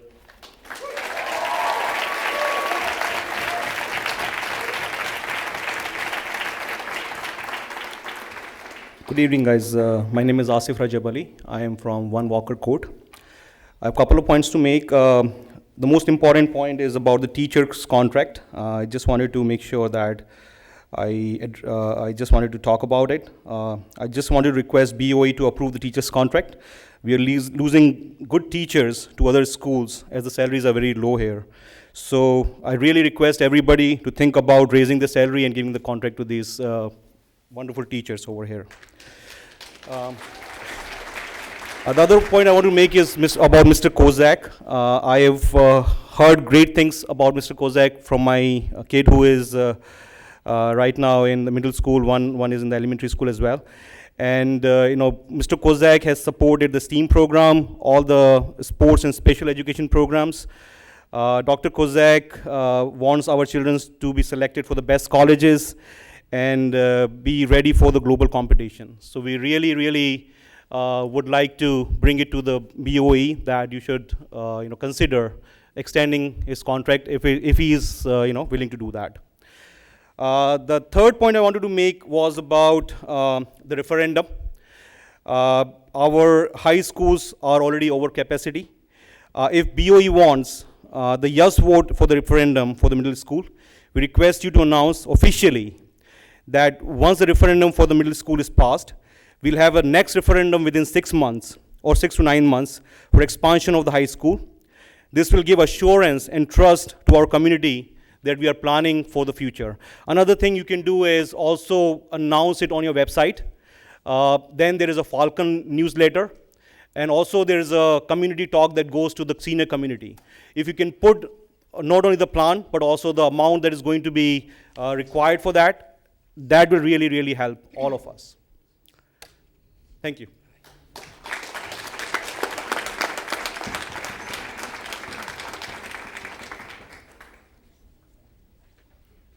Good evening. My name is Victor Cooper. I live at 525 Abbott Court. I don't have children in the school. I have grandchildren who have graduated college, so I've even got a couple of grandchildren still in high schools, but not here. But the reason I wanted to speak is that I've been a member of the ad hoc committee for about a year and a half or so since it was formed. And I have been working at that time occasionally with Dr. Kozak. I was working more closely with him over the past 6 months. And his resignation and approval by the board startled me. I didn't know about it, so I called him and talked with him. And I want to ask if Dr. Kozak would sincerely consider retrieving his resignation, rescinding it, and the board encourage him to do that with an approval of a new contract. He's a wonderful, wonderful board director. He's done great things, and I think we surely will miss him if he leaves.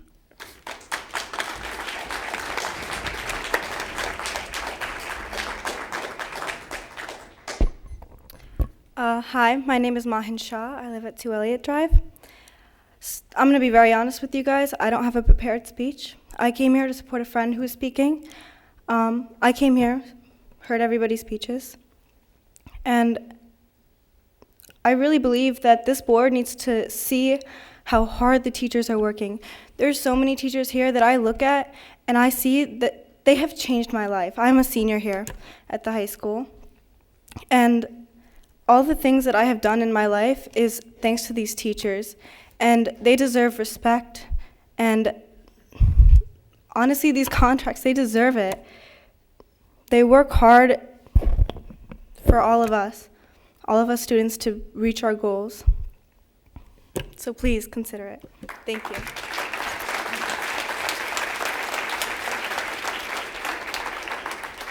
If the board is lucky, I'll be the last speaker.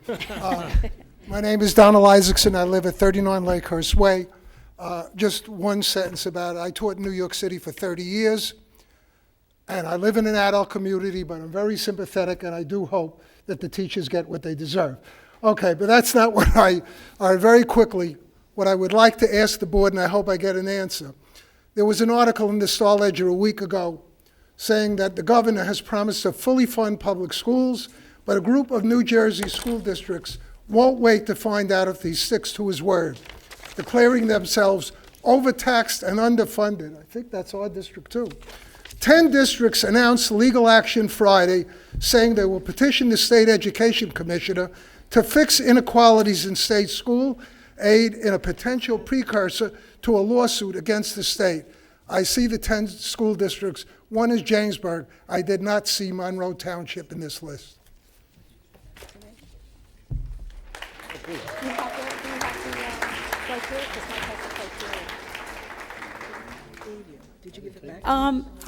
We are not as part of that lawsuit because we do not meet the criteria. So I'm going to let Mr. Gorski, because he has the criteria, explain the situation. So we do nothing.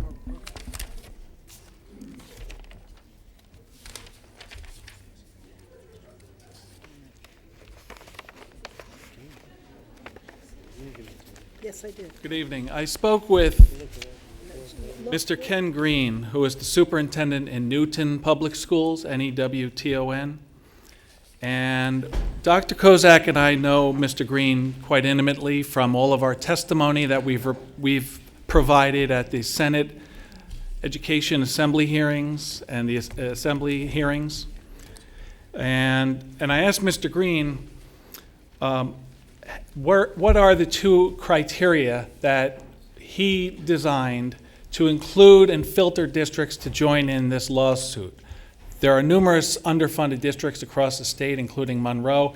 How did he design this criteria? And he told me it was unscientifically designed, that he came up with two items. One, for districts receiving 70% of their state aid under School Funding Reform Act 2008.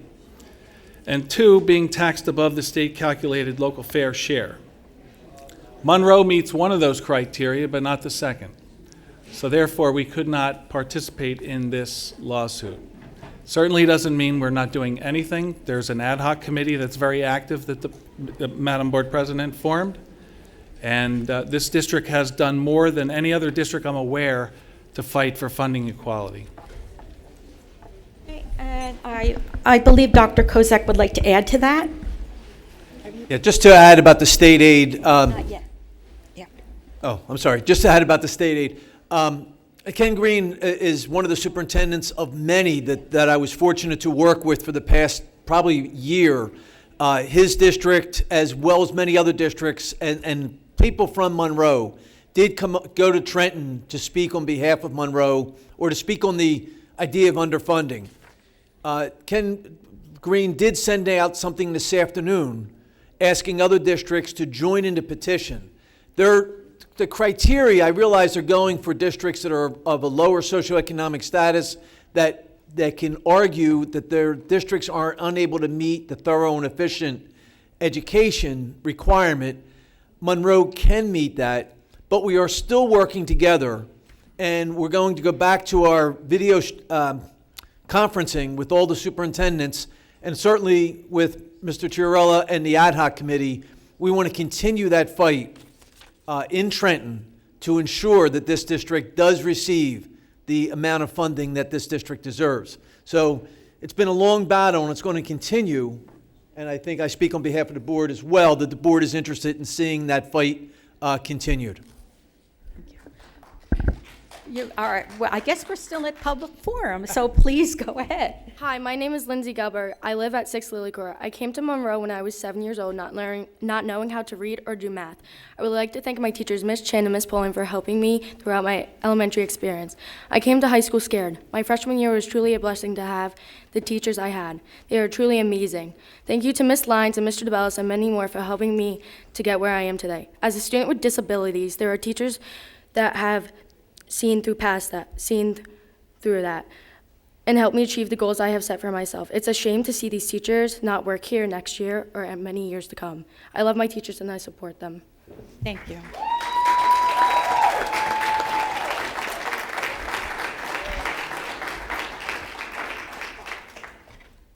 Hi, my name is Ira Nelson. I live at 87 Crescent Way. I had two points regarding the bond issue. I think I heard something earlier in the conversation that we still don't have the land for the intermediate school that's supposed to be built. At the last board meeting, if I recall correctly, I was told like that's a fait accompli, that was imminent, it was going to happen in a week or two, and that was the end of that. Now I'm hearing that this is not so, and I'd like to know what has happened to that scenario. And two, the other thing is with the referendum coming up on March 13th, what happens if this referendum does not pass? What is the plan B?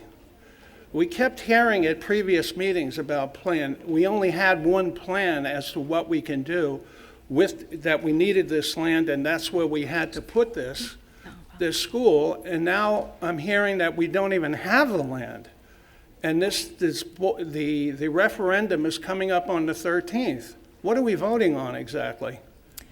After we close the public session, or the public forum, I have a letter that I would like to read in regard to the land, because the township owns the land. I also have a statement to make in regard to the high school and the referendum. So when we close the public forum, I will read both of them.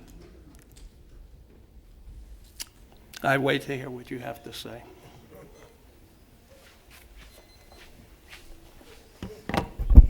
Hi, my name is Victoria Diadojo. I live at 24 New Street.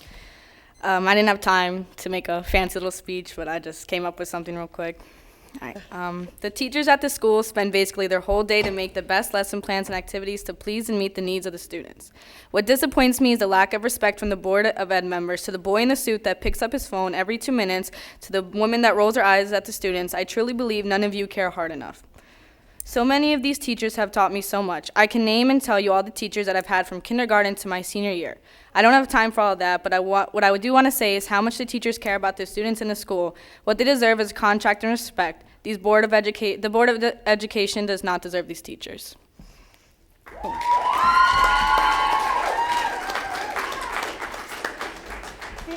Is there anyone else from the public who wishes to speak during the public forum? So then at this time, I will close public forum. And the first thing I'd like to respond is to regarding the township and the land for the referendum. I received a letter on December 21st, and I'm going to read it to you. The board members have each gotten a copy of this letter. It is from the township attorney, and it says, "Dear Ms. Kolopanowicz, as Director of Law and Township Attorney for Monroe Township, I am pleased to provide you and the board with an update on the township's effort to acquire the captioned property for a new middle school. Mayor Tamburo, Council President Delina, and the Township Council have been eager to help the school district acquire the land in an effort to plan our community's future, support our students, and ensure that Monroe continues to be a successful and desirable community for many years to come. As you know, we received the resolution from the board dated August 23rd, 2017, requesting that the township acquire the property for a much-needed new middle school. At the direction of the mayor and business administrator, I have been working to secure an agreement to purchase the land. We have made what we believe to be reasonable offers that are fair to the owner and to the taxpayers. For example, we have proposed to let the owner stay on the land until the Board of Education is ready to begin construction. And we have suggested that the school or some component of it could be named in the landowner's honor, subject to your approval. Despite what has been over 6 months of effort and great deal of patience and flexibility, we have not yet reached an agreement. To be clear, I was instructed by the township to take great pains to avoid eminent domain, as mutual agreement is always the better route, that is why negotiations have gone on so long. I spoke to the property owner's attorney this week, which is the week before December 21st, and he indicated that his client was willing to keep negotiating while recognizing that we would be moving forward with eminent domain to ensure that the land is in place for the board's referendum. The condemnation occurred today. The township is now the owner of the land. The appraised value of the land, $2,380,000, was deposited into the Superior Court Trust Fund. As stated above, we will continue to negotiate with the landowner in good faith. Per our previous agreement, we will be transferring the land to the Board of Education in coordination with your council. I hope you recognize that these actions are focused solely to help advance our students and the community's success and assist the board's continuing effort to provide an excellent education for our children. I know the mayor and council see themselves as your partners in planning for a better Monroe, and I am optimistic that we may reach a settlement soon. A settlement in regard to the cost of the land. On December 29th, I received another letter. This is a copy of a letter. This is to Judge Rivas from Township Attorney. We represent the plaintiff in the above matter. The parties are engaged in discussions toward amicable resolution of this matter. Plaintiff therefore respectfully requests that the return date on the order show cause be adjourned for 60 days from January 22nd, 2018 to be returnable on or after March 22nd, 2018. Be advised that counsel for the property owners has consented to this request. So at this time, in short, the township does own the land. The purchase price is still being negotiated per both parties. The $2,380,000 has been deposited into the Superior Court Trust Fund for the property owner. The township will turn the land over to the Board of Education through a township resolution, and we have that letter of intent to do so. We have been conducting engineering fieldwork on that property, and I believe that all that engineering work has been completed.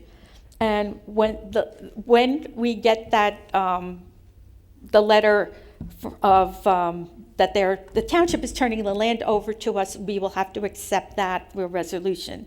So the township has the land, and they have indicated through the letter of intent that they will be giving it to the Board of Education. Therefore, we have the referendum for the middle school on that piece of land. So the other question that has come up many times is, why is the high school not on the referendum? So we go back to the Student Growth Advisory Committee, which comprised of many people throughout the whole community, board members, parents, students, township representatives, seniors. They met for 6 months. And at the end of the 6 months, they came up with the following recommendations: to build a new elementary school, build a new middle school, add an addition onto the high school. When the Board of Education or the administration gets any recommendation from any ad hoc committee that is board related, we have 3 choices. We can go with the entire recommendation. We can change the recommendation to fit our needs at a particular time. We can do nothing and stay status quo. After a lot of discussion with administration, the steering committee, the Buildings and Grounds Committee, the Finance Committee of the board, it was recommended to the Board of Education that we go with the building of the middle school for the following reasons. The growth of the student population is having a major impact at the middle school right now. The core facilities, the gym, the media center, the cafeteria, can no longer accommodate the students without a lot of difficulty. The hallways are crowded, and getting to class on time is getting much harder. Locker rooms have been converted into classrooms. The media center has been converted into classrooms. We know that class sizes are rising, and at this time, 10 portable classroom trailers at the middle school next year we're going to have in the budget at a cost of $1.5 million. Redistricting has created parity in the elementary class sizes throughout the district. So at this time, we have time to wait for the elementary building. The high school is using creative scheduling, all available instructional space, and the senior option program to help with student population in that building. And the principal of the high school says that we can go for another few years without having to put an addition on. Statistics have shown that referendums over $80 million generally fail, and we have an urgent need right now to get some buildings built. We are continuing to fight the state for more funding for Monroe, and any money that we do get in the future, we hope will help to lower any future referendum costs. The administration looked at 20 sites throughout Monroe and found this perfect site at the golf driving range for a middle school. And we've mentioned many times why this has been a perfect site, so I'm not going to go into that now. It has been turned over to the, it is in the town, excuse me, it is in the hands of the township. So the land is ours for the referendum. And we've mentioned, like I said many times, why this piece of land best suits our needs. The board understands also that no matter what direction we take, there will be supporters and detractors on both sides. When the referendum passes on March 13th, the Board of Education and the administration will work right away to start the process of a high school and a elementary school referendum. That process will take a little while. We don't have the numbers. We have to do a demographic report to make sure everything is well. We don't have the costs yet. We need a lot of information. And it also takes the state at least 6 months to get all the paperwork needed and signed in order for us to have a referendum. So my guess right now is that it would take approximately 9 to 12 months before we can put another referendum on the ballot. We want to make sure that what we do right, and that we do fairly. We have expressed throughout the community, including the adult communities, that this would be a multi-phase plan, that the middle school would be coming first, and that more than one referendum would be needed. So at this time, the middle school is what we need to help alleviate the overcrowding at the high schools, and that is the plan we have gone with. And I guarantee that when it passes on March 13th, we will start the process for the next referendum. I don't know if Dr. Kozak or Mr. Gorski would like to add to either one of these regarding the land or the high school referendum, or is it good? I believe it was very well said, Ms. Kofmanovich, so no, I do not have anything to add to that. Thank you. Nor do I. Nor do you. Okay. I have a dry throat. I'm going to take a sip of something. Excuse me? Both agree. Dr. Kozak and Mr. Gorski, I agree with that. Oh. Point of clarification, Dr. Kozak and I felt that Mrs. Kolopanowich's overview was most comprehensive, and we have nothing to add. Okay. And I have one more statement, and this is about negotiations, because every one of us sitting at this table and the administration wants this to happen. We want this to end. We want a fair contract to our staff. So I just want to read this statement. the negotiating committee of the Monroe Township Board of Education and the MTEA have met on 15 separate occasions since March of 2017 to negotiate a successor collective negotiations agreement, which expired on June 30th, 2017. After negotiations on October 30th, the association advised the board that it was declaring impasse and petitioned the New Jersey Public Employment Relations Commission to appoint a mediator to work with both parties. Notwithstanding the foregoing, the board informed the association that the board was committed to continuing negotiations with the association, and the parties met again on November 13th in an attempt to arrive at a settlement. Thereafter, a mediator was assigned, and the board and the association are now scheduled to have their first mediation session on February 15, 2018.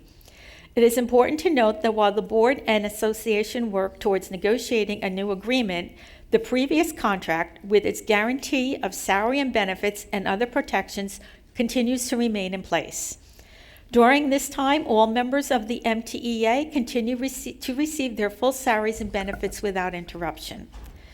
The Board of Education is committed to settling the MTEA contract in a fair and equitable manner.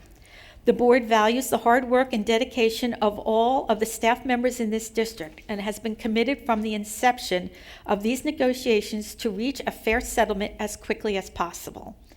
During the negotiations process, the board is tasked with arriving at a settlement for MTEA members, which provides these staff members with fair compensation while also giving due regard to the financial strains our taxpayers are experiencing in these challenging economic times.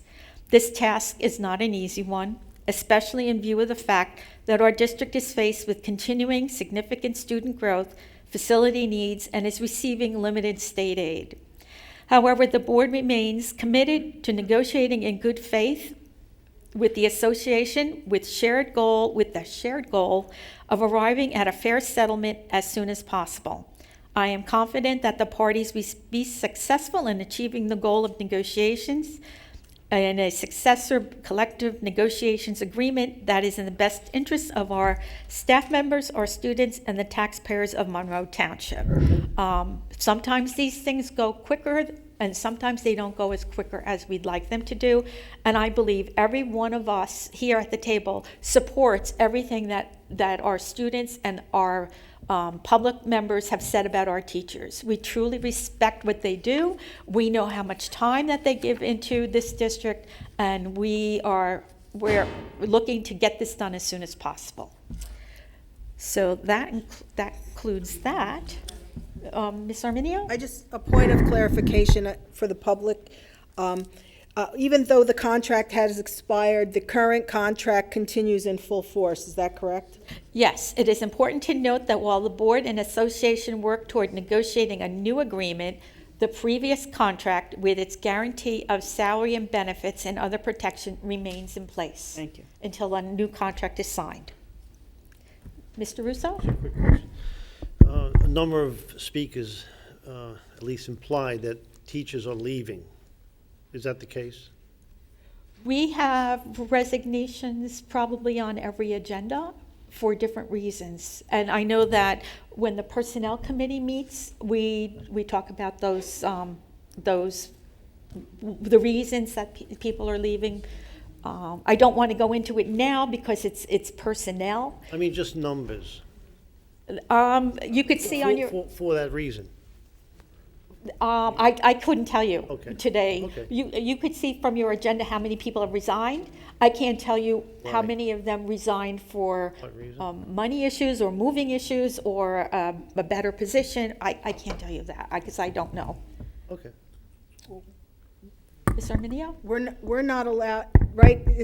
We are prohibited as a board from taking an exit poll of the teachers? No? I thought we were a personnel. No, I think we can. We can. I thought there was something my first term that I understood that the teachers, that the board can't do an exit We cannot interview. do an exit The board interview.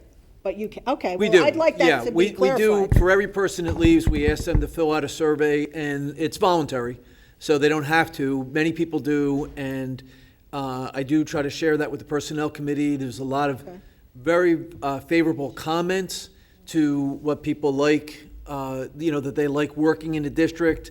And as Mrs. Kalpanovich has stated, people leave for all different reasons. But, we do ask them to fill that out. Understand and certainly if people don't fill out the survey, then we don't know. They can't. Sure. But on a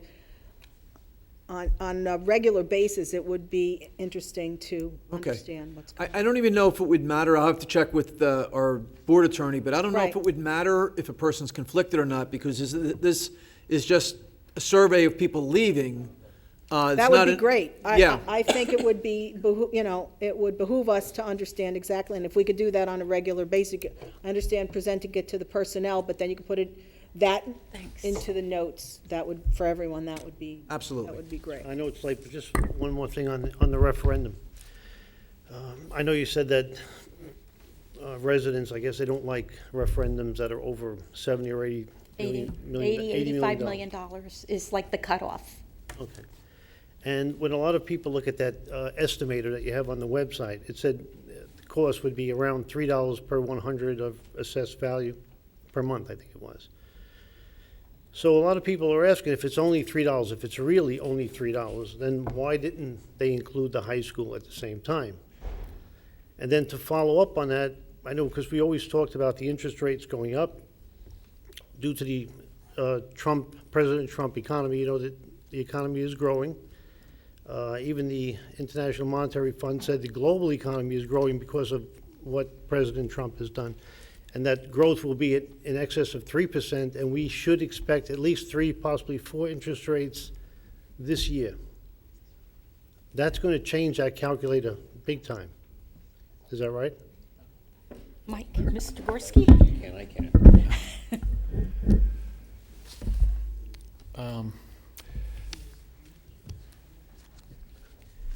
First, the calculator on the website calculates, I believe, $41 per $100,000 of assessed value annually. And that is an average assessed cost over the life of the bonds. That will not change. That's fixed once those bonds are sold in the denominations that are planned. So the rate is, but it's based on a rate, isn't it? It's based on an average interest rate of the bonds of 3.5%. And I remind you that the bonds have numerous different denominations, anywhere from a couple months before they mature all the way out to 30 years. And obviously, the longer you go, the higher the interest rate. But the average over the 30 years is 3.5%. It is a very advantageous interest rate right now. And I want to just mention to one point that you made, I wholeheartedly agree that this is a very affordable referendum, and the calculator demonstrates that on the website.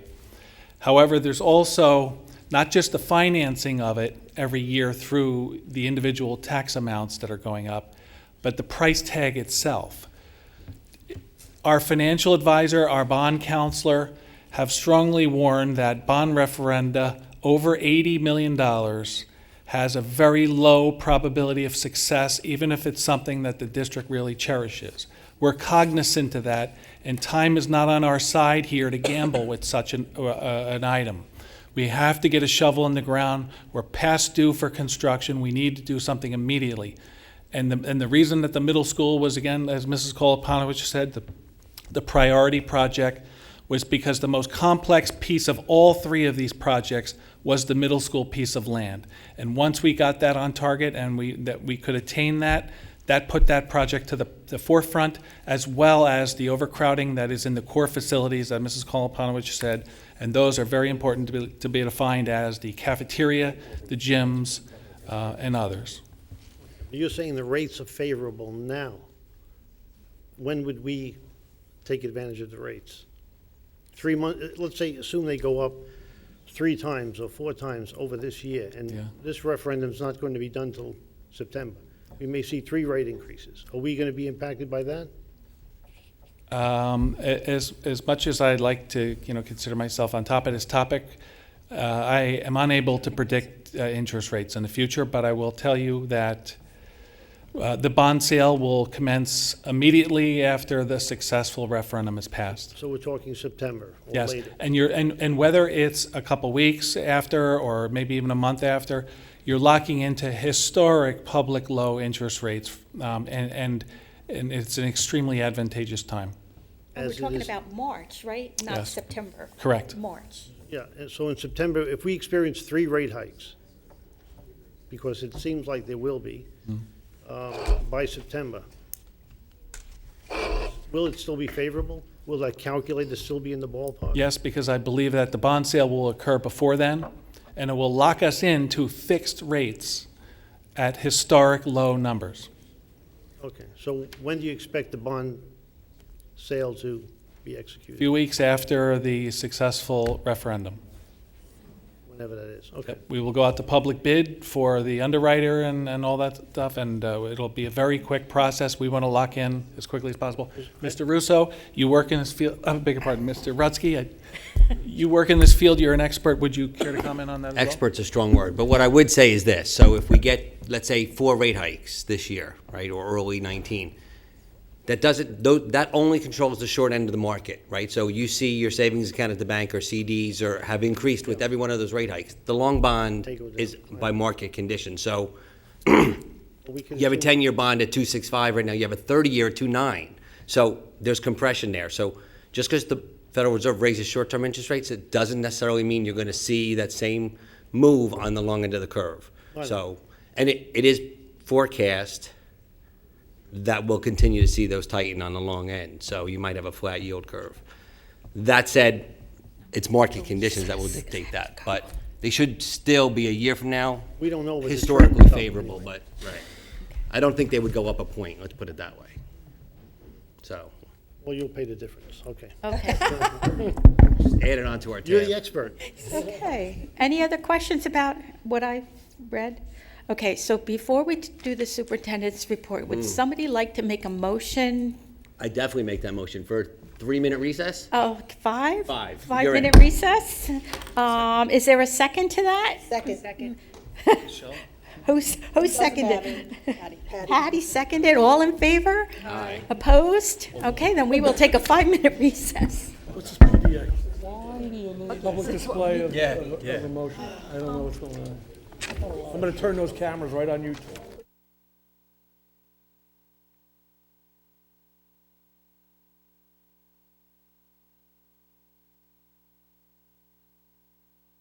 And I believe that to be true. Are we gonna make more notes? Recipe? These are my things I have to do. I have to roast my butternut squash, I have to caramelize my onions, because they put together. I know, but it doesn't look like it's going over there, so, you know what? Email Lori Val. Oh. I have to write a letter. No, of we thanks don't. Thank you, letters go a long way. You gonna handwrite that? Oh, good. Is this for No, the it's a board? letter from the board. Yeah. Or for them? Well, it's for.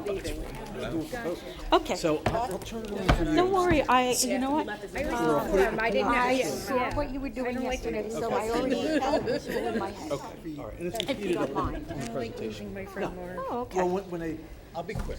Okay. So at this time, the board will come back into public session, and we will go, I think we're only to the superintendent's report, Dr. Kozak. Thank you, Madam President. He's going to be doing his report from behind the scenes today.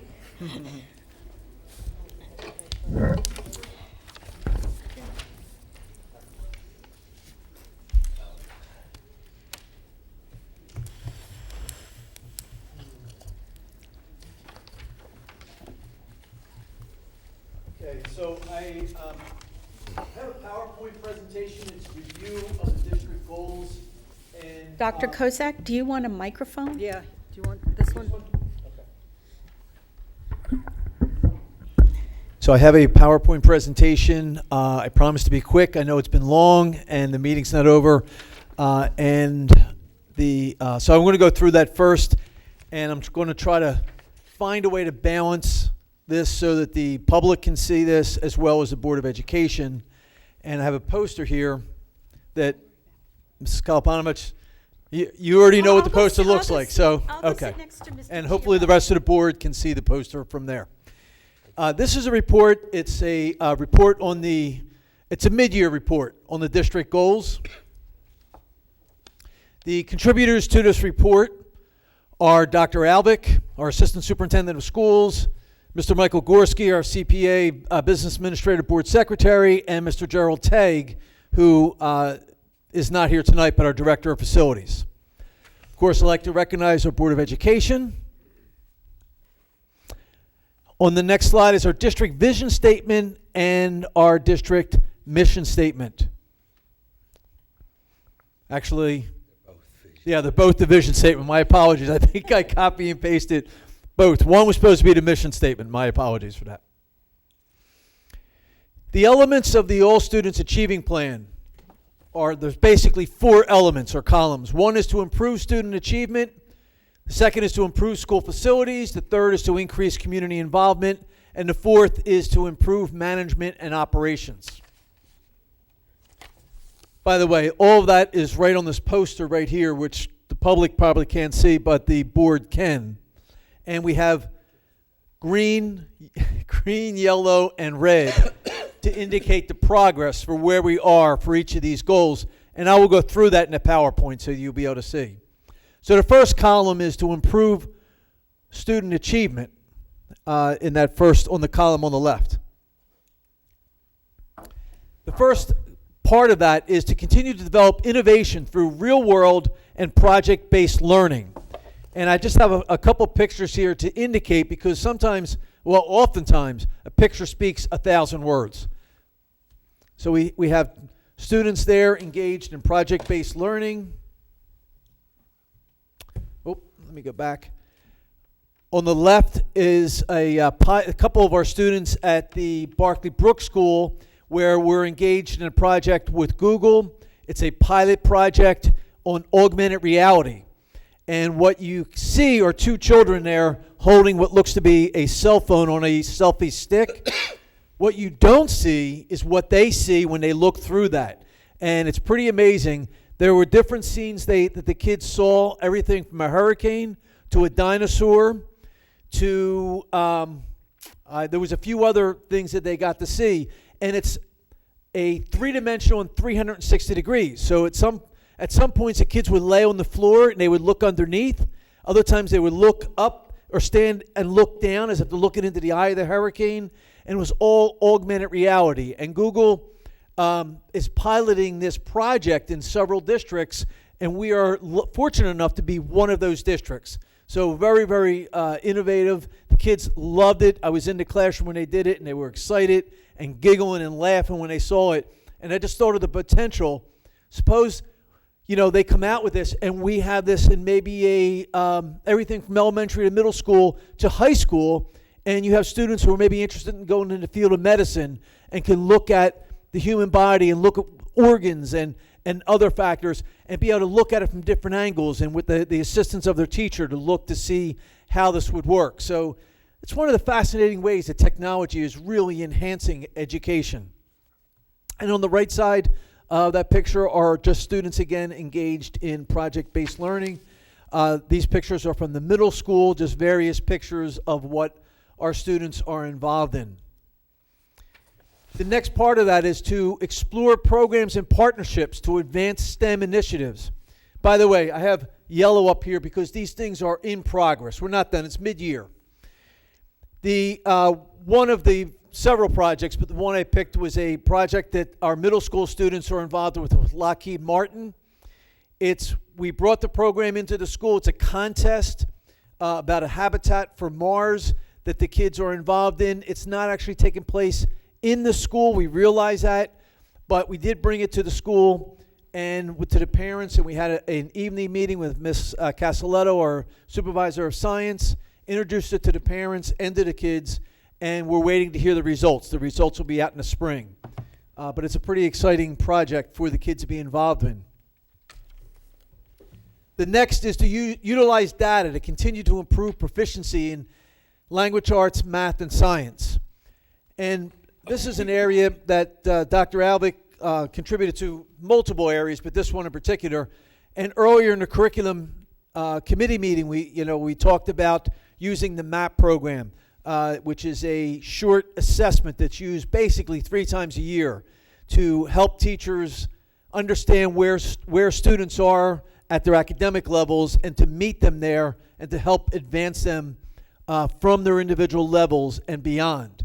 And that's just one of many different ways that we use data as an ongoing way, a systems type of thinking, if you will, to continue to look and to see where students are and how we can best meet their needs. The next is to develop the whole child through cultural awareness, character development, and an emphasis on a healthy lifestyle. There's many elements to this, but one in particular is, and maybe Dr. Alva can speak to it a little bit tonight as well, is there is a mindset that we're looking at, mindfulness. We're trying to develop the whole child through many different programs. One of the areas that we're concerned about is the amount of stress that students are under, both in K-12 and moving beyond.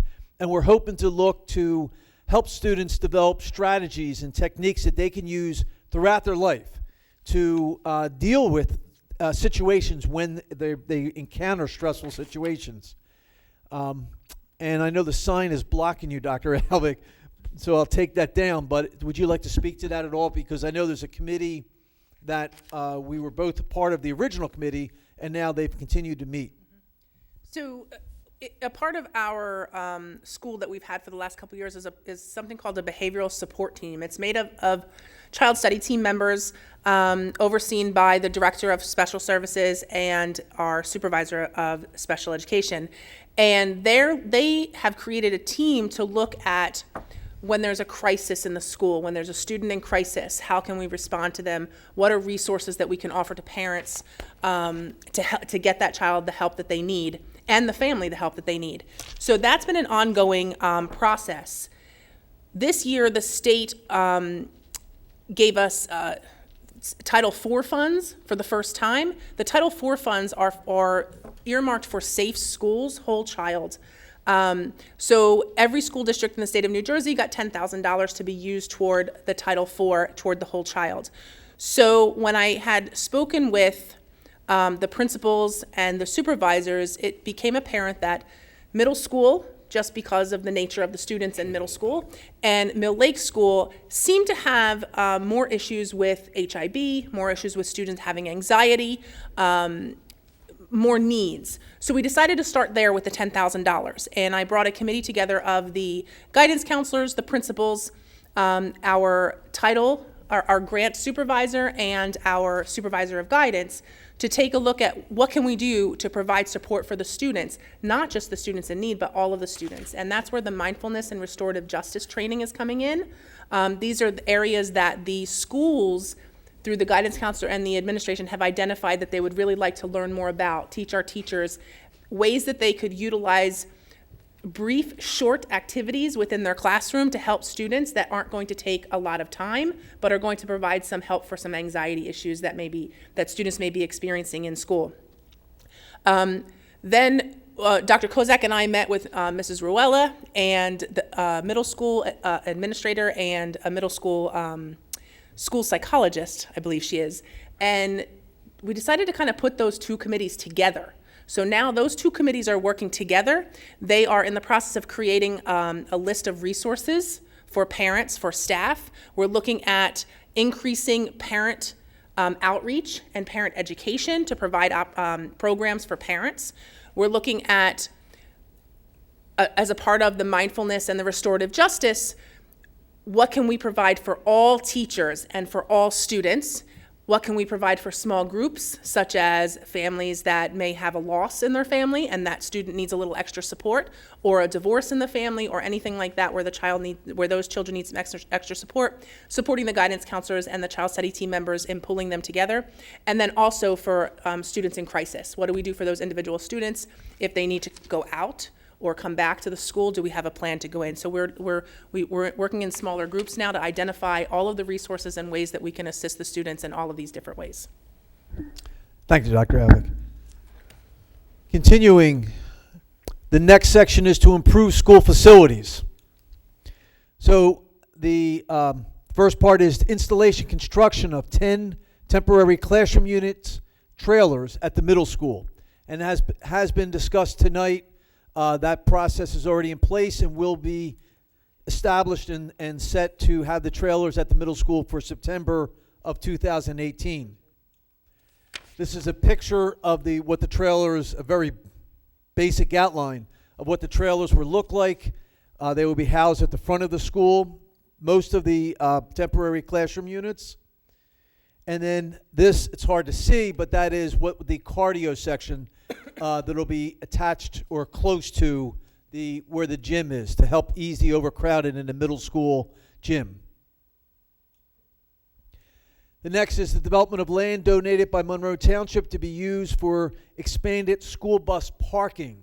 Not to be confused with the middle school. This is across from where the board offices are, and the township has offered to donate land to the district so that we could expand our parking for the buses.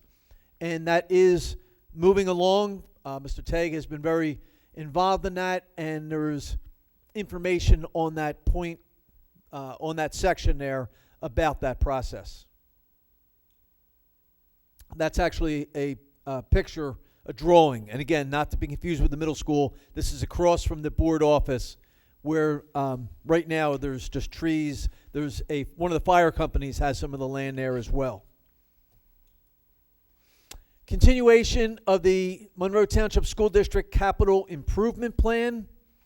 And again, capital being the building and the renovation work throughout the district, whether it be roofs, parking lots, or other things. And again, that details the work that has been done this year. Application for safety grants to fund specific safety improvement projects. And this, the Board of Ed applied to the New Jersey School Insurance Group Safety Grants Program for a safety grant. We were awarded a grant in the amount of $31,272.81, which was used towards a playground surfacing project at Mill Lake School. And we're going to apply for the same grant again this year. And, that's a picture. It's very nice over at Mill Lake School, the playground project. Or the playground, not the project. The next bullet point on this is to develop and present a referendum which will satisfy the needs of a growing student body. I think everyone knows now that March 13th, 7 a.m. to 8 p.m. is the date of the referendum for the middle school. The next section, increase community involvement, broaden parent community engagement and communication. There are several of the ways that we go about doing that, from a Monroe newspaper, which we do in collaboration with the township, to the Falcon Flyer and other ways. Our PTO and PTA certainly is involved in keeping the community engaged as well.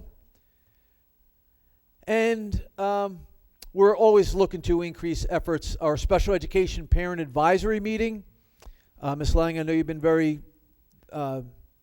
involved in that process as well, and handed out a flyer. Do you want to talk about the meeting date for that? Sure. Just want to mention it. Not to put you on the spot, but it's Oh. So Monica Hines has been working with a very great group, a core group of parents of our classified students to get our special education advisory group off the ground. And on January 29th, here in the High School Media Center at 6:30, Stephanie Babbitts from SPAN, who's in charge of the START project, is going to come and present on how to get this group off the ground. And with the support of the Department of Pupil Services and the parents who are very active and interested, it should be a great group. We ask that all parents within the district. You don't have to have a student who's classified, but parents who have students who are 504, parents whose children are involved in response to intervention, and even parents of our, what we call neurotypical students.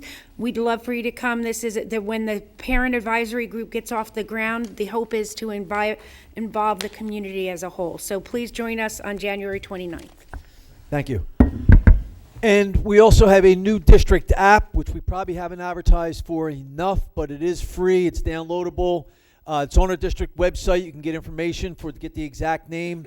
And it also has many more features than our previous app with push-out notifications. So the more that we can get people to download the app, the easier it'll be to get information out to the community. Next is to engage the community in discussions regarding the need and importance of passing the referendum. Many meetings, from the adult communities to our meetings in the schools to the township library, an upcoming meeting at the rec center. All of those meetings are listed on our website, as well as print and digital notification as well. And to collaborate with community stakeholders in implementing the next phase of the one-to-one technology integration program at the high school.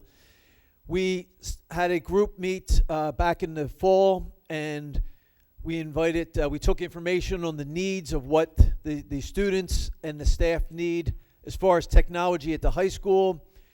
We had a focus group. We brought it out to parents. We had it actually here in the evening. We invited vendors to come out to present. We had 4 different vendors come out.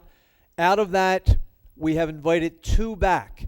And right now, we have a pilot project occurring in our high school with the new iPad, and we also have the HP device utilizing Windows 10, Microsoft Windows. And the goal is to have 2 groups of teachers to utilize this, also to make it available to students. And we have a day in February, which I know is up there. I think it's February 7th, right?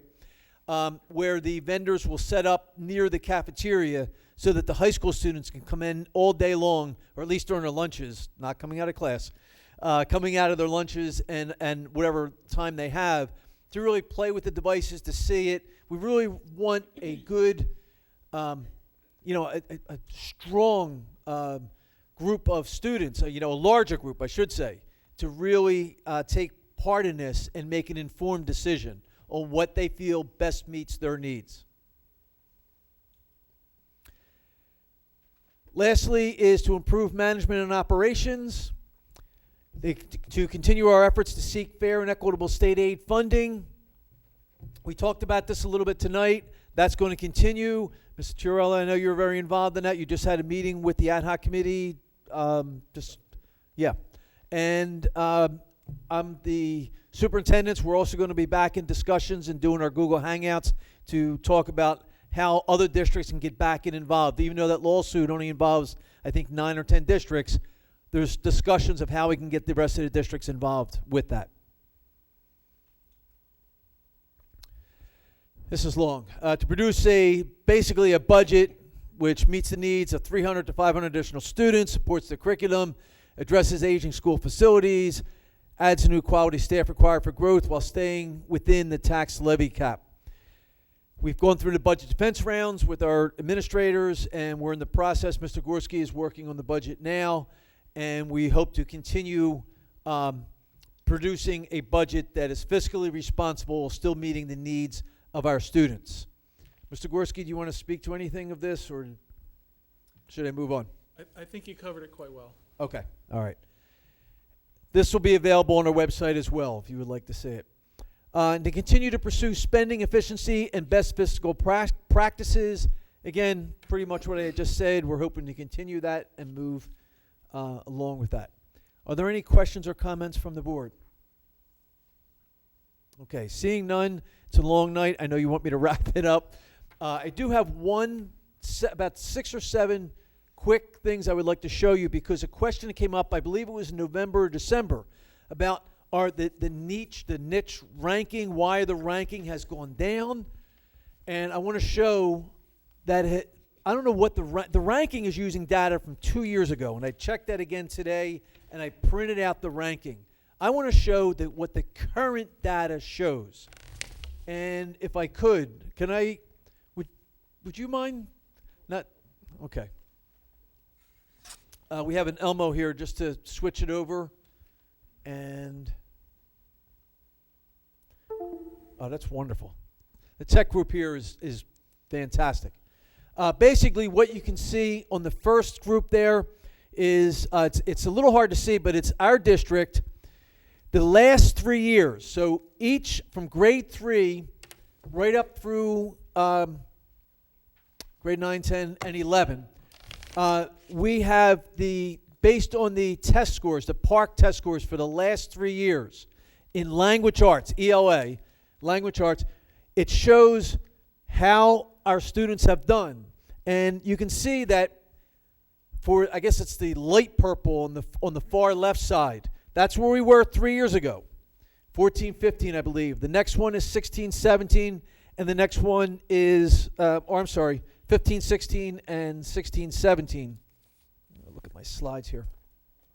And that is the percentage of students meeting or exceeding the standards for what they need to meet. So 14, 15, 15, 16, and 16, 17 in language arts. And you can see for most of the grades that it has gone up every year.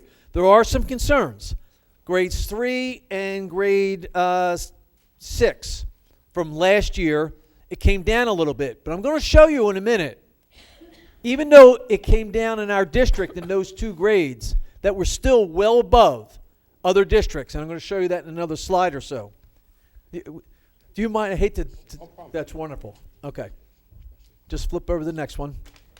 This is our math, the same idea, but math. And again, you can see that for every 3 years from grade 3 and moving forward, how much it has increased. Okay, these are the students who are meeting or exceeding levels 4 and 5 out of 5. So grade 3 from 65% to 74% this year. And it goes through. Grade Algebra 1, you can see a significant difference. 38% 3 years ago, 74% 2 years ago, and 69% this past year. Thank you. The next slide is ELA, achievement by grade. And on the first 3 columns, it's Monroe Township.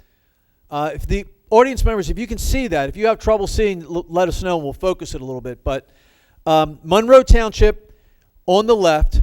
The next says DFG, and what that basically is a district factor group. That's how the state divides districts on socioeconomic matters. So the Monroe is considered an FG, near the top, not the wealthiest, but near the top, the wealthier districts. I believe I is the wealthiest. So Monroe Township, for district factor groups, if you look at the first 3 columns, you can see that we're well above the district factor groups during those 3 years. Okay, and this is ELA. So for the entire district, 67%, and our district factor group, their highest is 58%. The next 3 columns there is similarly sized districts. So districts between the, I forget what the, it was either 3,000 to 7,000 or 5,000 to 7,000, but around the same number of students that we have. Again, well above.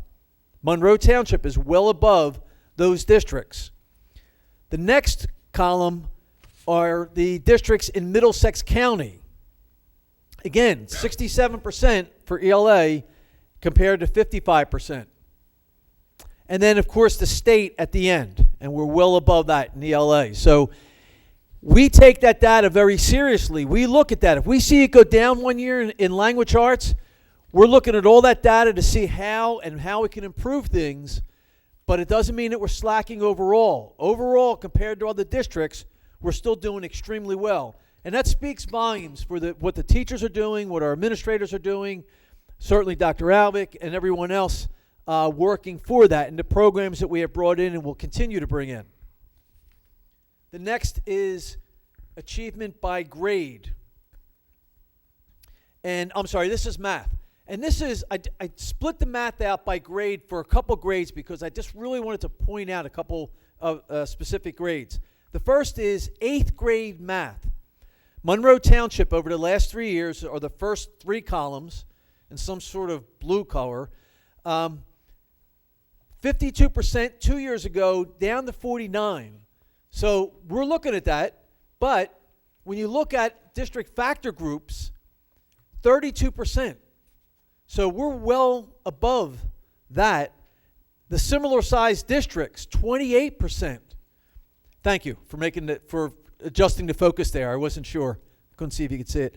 Middlesex County, well above that. And the state, well above that. That's 8th grade math. The next is Algebra 1. Again, Monroe Township, 69% last year. Overall, these are the students who met or exceeded the, what's expected of students to meet the standards. For Algebra 1, well above our district factor group, well above other similar sized districts, well above Middlesex County, and well above the state. As the math gets more difficult, geometry, 49%. Certainly we want that to be higher, and we're going to continue, but the tests in the past few years have really raised the bar for students. They've made it much more difficult. And you know what? That's okay, because we want our students in the best colleges. We want our students competing globally. And globally, across this country, we have been behind other countries that are industrialized nations. There's no excuse for that. Our students are just as smart. So we raised the bar. So we're not at 90 or 100%, but we're getting there. And you can see the increases and how we compared to these other districts. So we're not perfect. We have a lot of work still to do, but certainly I believe that you're seeing a positive trend in what the students are doing. The next should be Algebra 2. Algebra 2, again, the same thing. Again, this is where the math gets much more difficult for students. And the math at all levels is the very last, if you can flip it one more time. Thank you. You didn't realize you're going to be involved in this process. Math overall, achievement, these are the percentage meeting and exceeding. And again, 63% compared to all those other factors. So certainly we have a lot of work to do, but our students are doing well.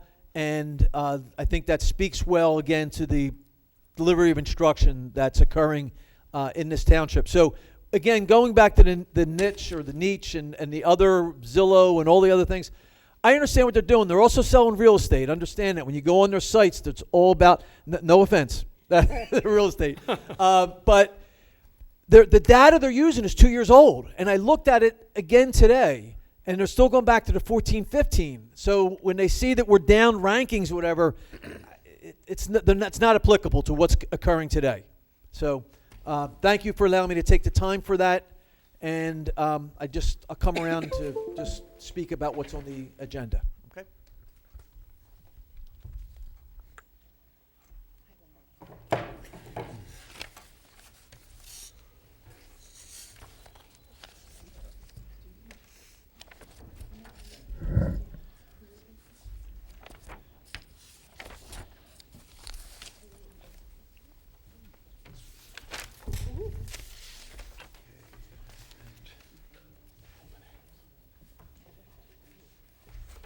Okay, for the board members, on the actual agenda, I just would like to point out 2 things. The first is under policies, under board action. We did correct this today, and Mr. Ryback brought this to my attention. It was a typo, basically. So if you have the printed sheet before tonight, you might see that there was a regulation 5460.01 called student tracking devices. It is student tracking devices, but the correct number, it's a policy, not a regulation, and it's 5516.01. We corrected it electronically, and the name is correct, but the number wasn't. So I just wanted to make that correction. And then, before I ask for the approval of the, thank you so much. Yeah, I know that's blocking. Thank you. Before I ask for the approval of the items, when we have retirements, I do like to mention to thank the people for their service. And on the agenda tonight, we have, and I think it's letter B maybe, Miss Russo, who I want to say it was 19 years of service. I didn't write the number down. But I would like to, on behalf of the board and the administration, thank her for many years of service to the students, staff, and the community. And with that, I would like to recommend to the board the approval of attached personnel items A through AA. So moved. So moved. Second. Mr. Braverman and Mr. Chiarella, comments or questions for Dr. Kozak? Seeing none, we'll have a roll call. Mrs. Arminio. Yes. Mr. Braverman. Yes. Mr. Chiarella. Yes. Mrs. DeMayo. Yes. Mrs. Lang. Yes. Mrs. Carino. Yes. Mr. Ryback. Yes. Mr. Russo. Yes, recuse from E. Cues on E. Thank you. Mr. Rutsky. Yes. Mrs. Colapanov. Yes. Madam Board President, personnel items A through AA has passed. And next is the board action, and I would like to recommend approval of items A through R, listed under public content. Mr. Braverman, Second. second by Mrs. Lang. Comments or questions? Roll call. Mrs. Arminio. Yes. Mr. Braverman. Yes. Mr. Chiarella. Yes. Mrs. DeMayo. Yes. Mrs. Lang. Yes. Mrs. Carino. Yes. Mr. Ryback. Yes. Mr. Russo. Yes. Mr. Rutsky. Yes. Mrs. Koloponowicz. Madam Board President, board action items A through R has passed. Okay, thank you. Thank you, And- Madam President. That concludes my report. And we'll go to the Business Administrator's report with Mr. Gorski. Thank you, Madam. My Business Administrator's report contains some very important resolutions this evening. And first one is letter L, resolution for a special election. Resolution authorizes the Board of Education to present the following question for the bond referendum. And I need not read it at this late hour because it's been in the agenda and presented to everyone.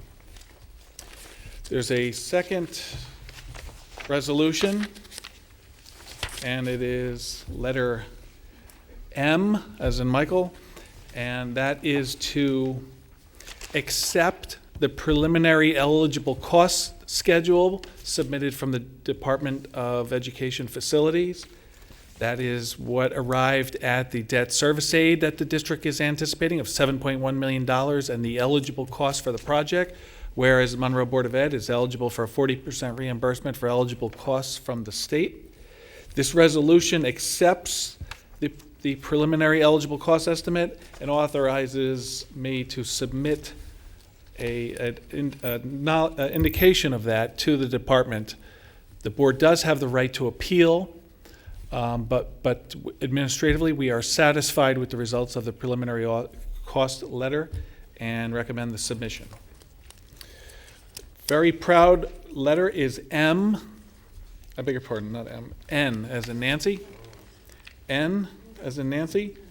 This is a recommendation to transfer $600,000 from retained earnings, which is a total of about $1.1 million, from the new proprietary fund, Falcon Care Early Childhood Enrichment, to the general fund to generally offset trailer costs in the 18-19 budget.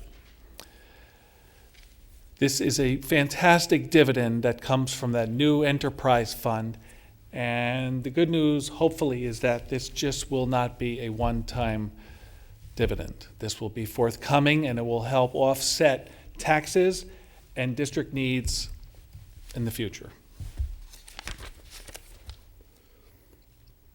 Also, letter O, resolution approving mobile lease modular space for temporary classroom units.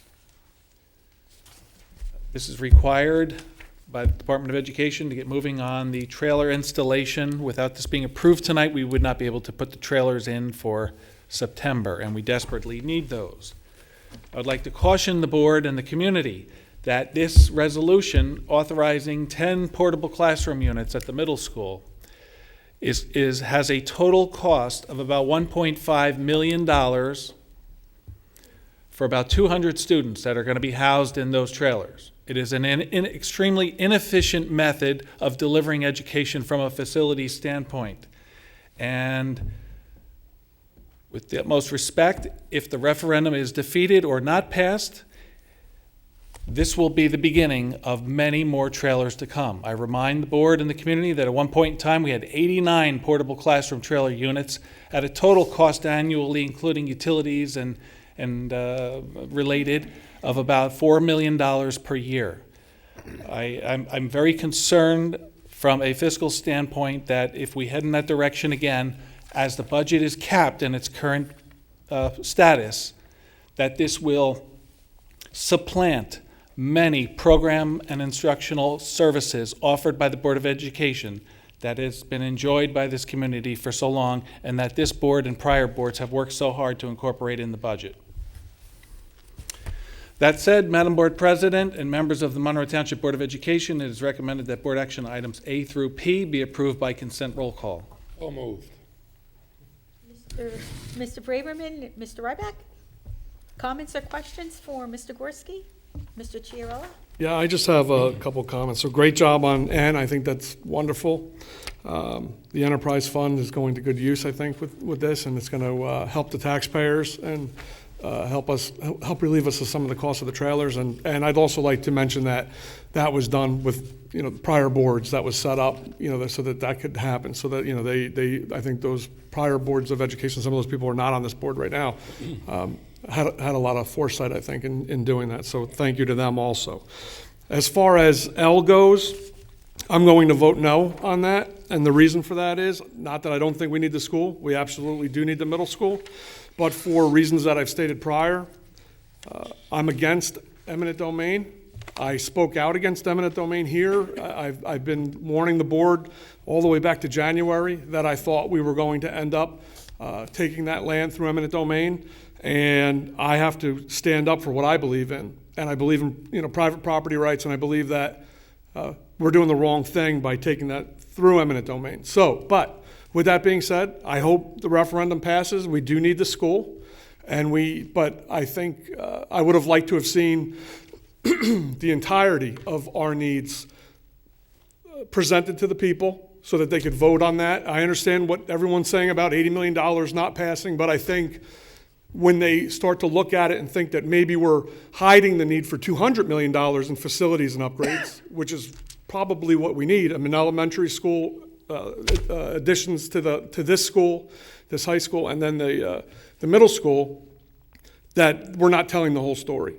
We've been hit with a lot of development in this town, and that is causing a need for probably $200 million in facility upgrades. And by chunking it down and doing all these things, I don't think that we're doing the right thing. And I think it's going to end up in March and April with us having to look at an alternate plan, having more trailers, and having years of additional delays. And I don't want to see that. So I'm going to vote no on L.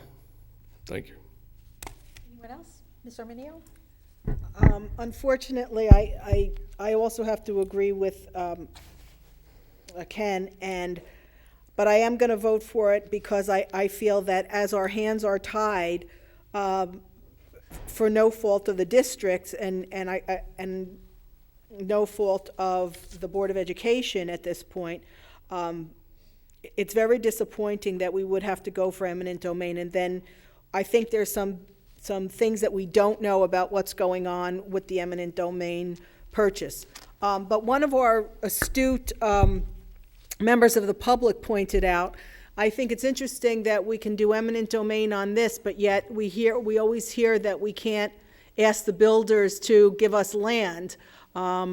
because there's something illegal about that. Well, it's only illegal because the state legislature has not really stepped up and asked for impact fees and asked for land. So perhaps if we have troubles in the future, we might want to take some eminent domain things, even if it's philosophically unjust, from some of the developers, because it's sort of a catch-22.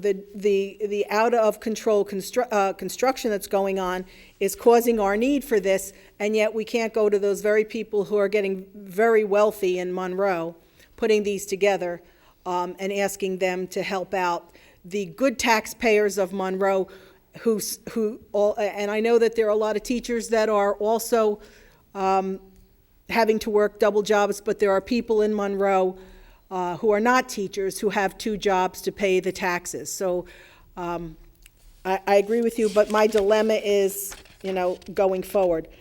My other problem is letter O. I have been opposed as a citizen of Monroe for trailers, but unfortunately I do see the need for them, and I hope we can limit the use of trailers, because I think also, as Mr. Gorski said and Mr. Chiarella says, they are not fiscally in the best interest of the district. We really need to put that money towards instruction and not toward this. And again, it all goes back to our hands being tied by forces we can't control, and only other parts of our government can. And unfortunately, we have to pay the price. But I'll have to vote for it for the kids. Anyone else? I see none. We'll have a roll call, Mr. Gorski. Mrs. Arminio. Yes. Mr. Braverman. Yes. Mr. Chiarella. Yes on everything except L. No on L, correct? Yes. Thank you. Mrs. DeMayo. Yes. Mrs. Lang. Yes. Mrs. Carino. Yes. Mr. Ryback. Yes. Mr. Russo. Yes, and no for L. So noted. Mr. Rutsky. Yes to all. Mrs. Koloponowicz. Yes. Madam Board President, motion passes. Board action items A through P has passed. That concludes my report. Thank you. Thank you very much. Board President's report. A couple of things. One is kind of fun. At the next board meeting on February 21st, the school photographer will be here to take our annual picture for the yearbook. So we need to be here by 6:45 so the picture can be taken, dressed up in your best clothes, and then, we'll be in the yearbook again this year. Second, I have requested through the administration to have a meeting with Governor Murphy, the new acting commissioner of education, Senator Greenstein, and Assemblyman Benson and D'Angelo to discuss Monroe's state aid and lack of, and how it's affecting our residents, especially our seniors. Since the state budget is coming out, I believe the end of February, we have requested to have this meeting in early February so they can understand the uniqueness of Monroe and how their lack of fair funding is affecting all of us. And we have tentatively set the date for February 6th. So far, Senator Greenstein has agreed to the meeting, and we're waiting to hear from the other people in the government. And the third thing I have today, superintendent search. When Dr. Kozak tendered his resignation in December and the board accepted it, then we now need to go into having a superintendent search.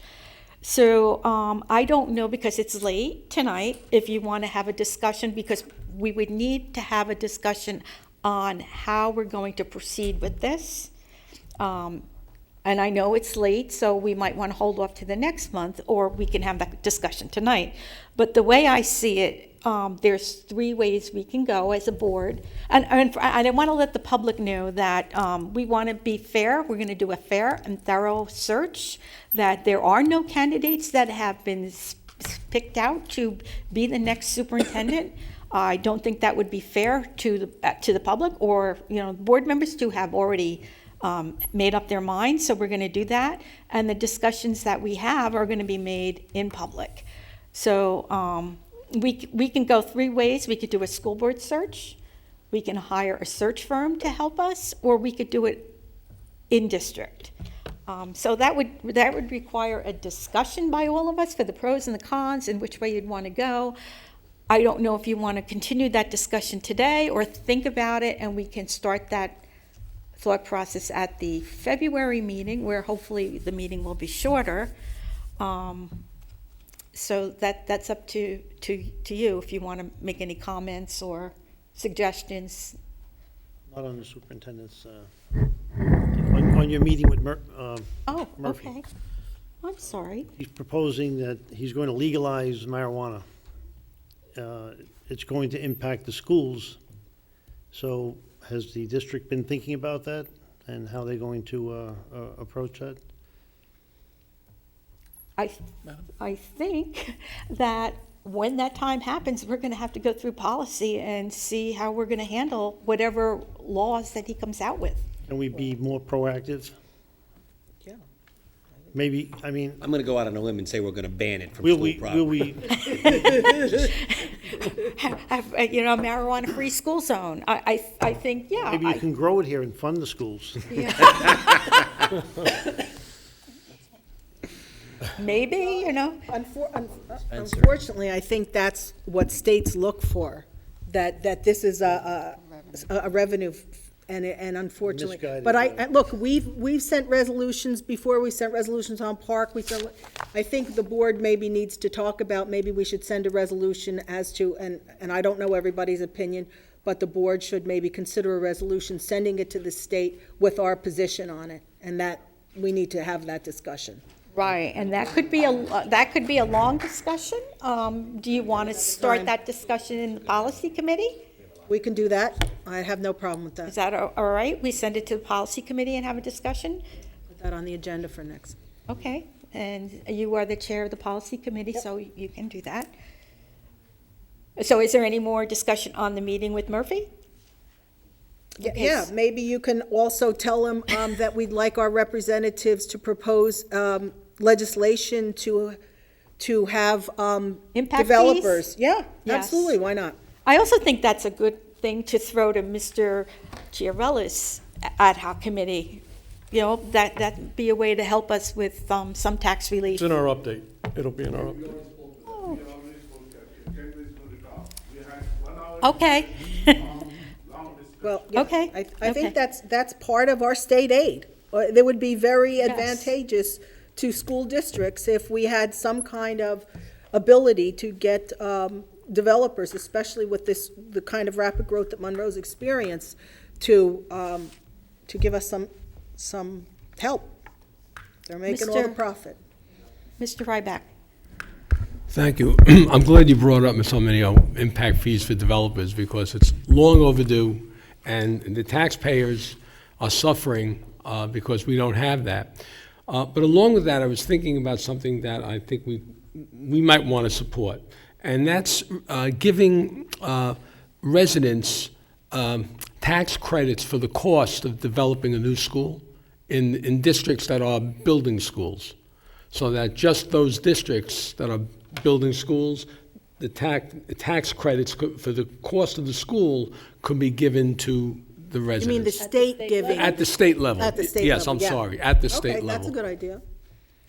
Yeah, because then they would have really not a major or no impact if that would work. And I don't think that would be, a huge amount of money for the, yeah, something that I think we need to consider. And I believe you've already reached out to I did. about that. I think there's some interest in it, so we'll see. Okay. So now the discussion about the superintendent search. How do you? Well, first of all, I don't think we should be speaking about it tonight. I'd like to put that on for next, but I think we have a fourth option. Given the public sentiment, I think a fourth option is to reevaluate Dr. Kozan's position, and I think the board should have another discussion about considering, rescinding his resignation. Well, I think the public has spoken very loudly, and I think that it's something that we should at least consider, even if we have to go into closed session. We're here, we're here not for our own egos, but for the best interest of the students, and we should be listening to the public. Okay, and I think that's something Dr. Kozak would need to think about too. Okay. And, I don't. all right, so No, I we'll- don't. we'll discuss. You don't want to think about it? No, I don't have to think about it at all. I can give you an answer. You If if the board would like to entertain that, I would certainly welcome that. That's my answer. Okay.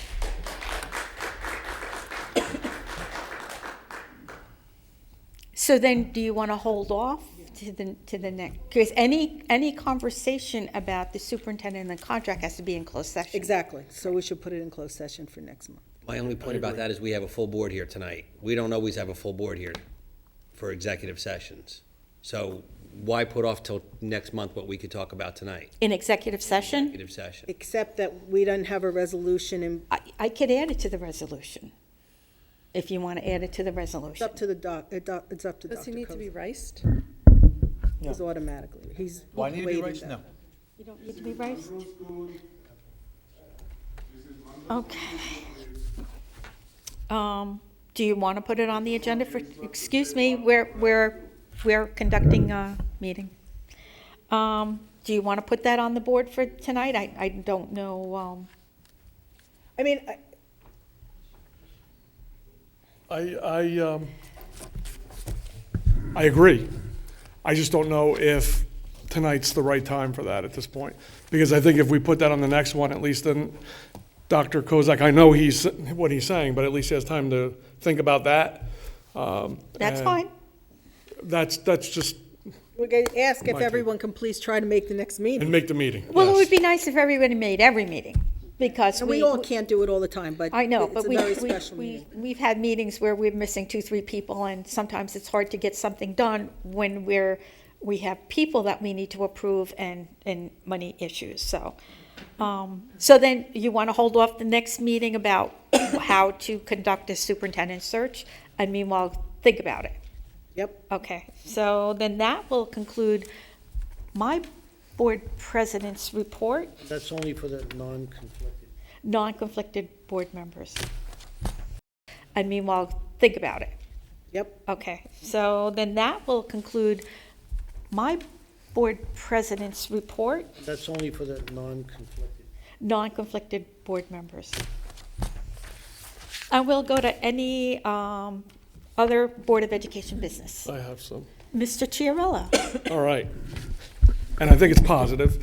So our Fair Funding Committee met in November, and then we met again on the 17th of this month. When we met in November, the committee decided to form a smaller subcommittee and have that subcommittee be the liaison to Senator Greenstein and Assemblyman D'Angelo and Benson, and to set up regular monthly meetings where they would sit down and talk about funding, reach out to the governor also, but our new governor, obviously he just got in office, but to see where we stood with funding and the different things that we can do.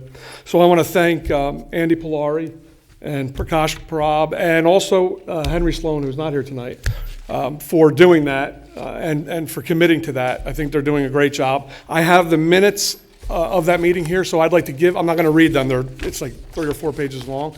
I'm going to give the minutes over, though, so that they could be added to our minutes. I'll send those to Nancy, I guess.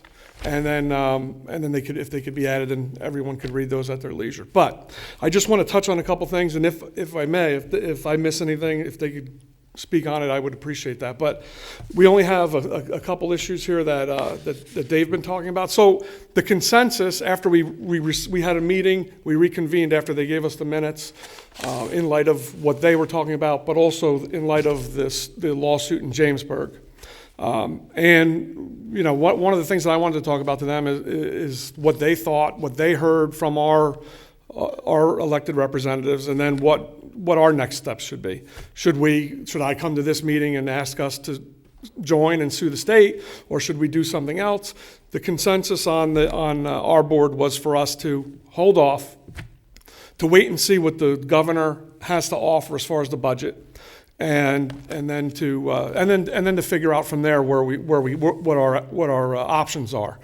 We don't want to, but we didn't want to maybe jump too soon when the governor could very well decide that he's going to fund the formula, which would be great. But part of their conversation, I think, was really good, because what they did was they talked with our legislators about options. So, for instance, if they don't fund the funding formula, what could we do short of suing? They didn't talk about lawsuits, but they talked about transportation and maybe getting an increase in transportation aid from Monroe Township, to also look at our special education funding and what the state gives us for special education funding, and maybe doing something in there. They also were looking at supporting Sweeney, Senate President Sweeney, as he phases out hold harmless, which I think is probably very important for us. So they were also looking at maybe removing the growth cap. They were talking about deductions for senior citizens going up, but funding that on the back end for us, but having deductions for senior citizens so that they would be able to write off more of the burden that they're paying currently. So I thought that was a great thing. The one thing, though, that was very interesting, and they could speak to it also, was that our legislators thought that we needed to look at our administrative costs, because that was one of the things that they felt were putting us over adequacy to the point where we were getting harmed. So one of the things they said was for us to look at Hamilton and just kind of measure ourselves against them. We're not saying we need to cut all of you wonderful people, but they They could did, cut our salary, right? they can cut ours. But they did say that is something that we'd probably want to look at also if we wanted to not impact students, but move ourselves closer to adequacy from being over adequate. Did I miss anything on that? Good? Yes. Thank you. Wait, this is not a public forum. Okay, well, thank you. So that's where we're at. So again, I just want to thank them for doing that, and thank all of you. So, and we'll see. Okay. What I'm going to do is reach out to the administration probably tomorrow on some of the other things that we talked about at our meeting. Not a legal basis for a suit, but maybe some options that we might have that could help us. So, Mr. May I Gorski? have one brief 30-second address to that? Sure. As part of our last budget presentation, I had a slide, as well as the previous year, on our administrative costs.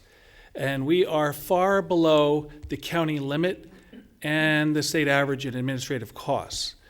So I'm concerned about the address by the state officials directed at administrative costs, when before their concern rightly was on unfunded mandates, which this district has many that we absorb, and also non-required programs and services that the district offers.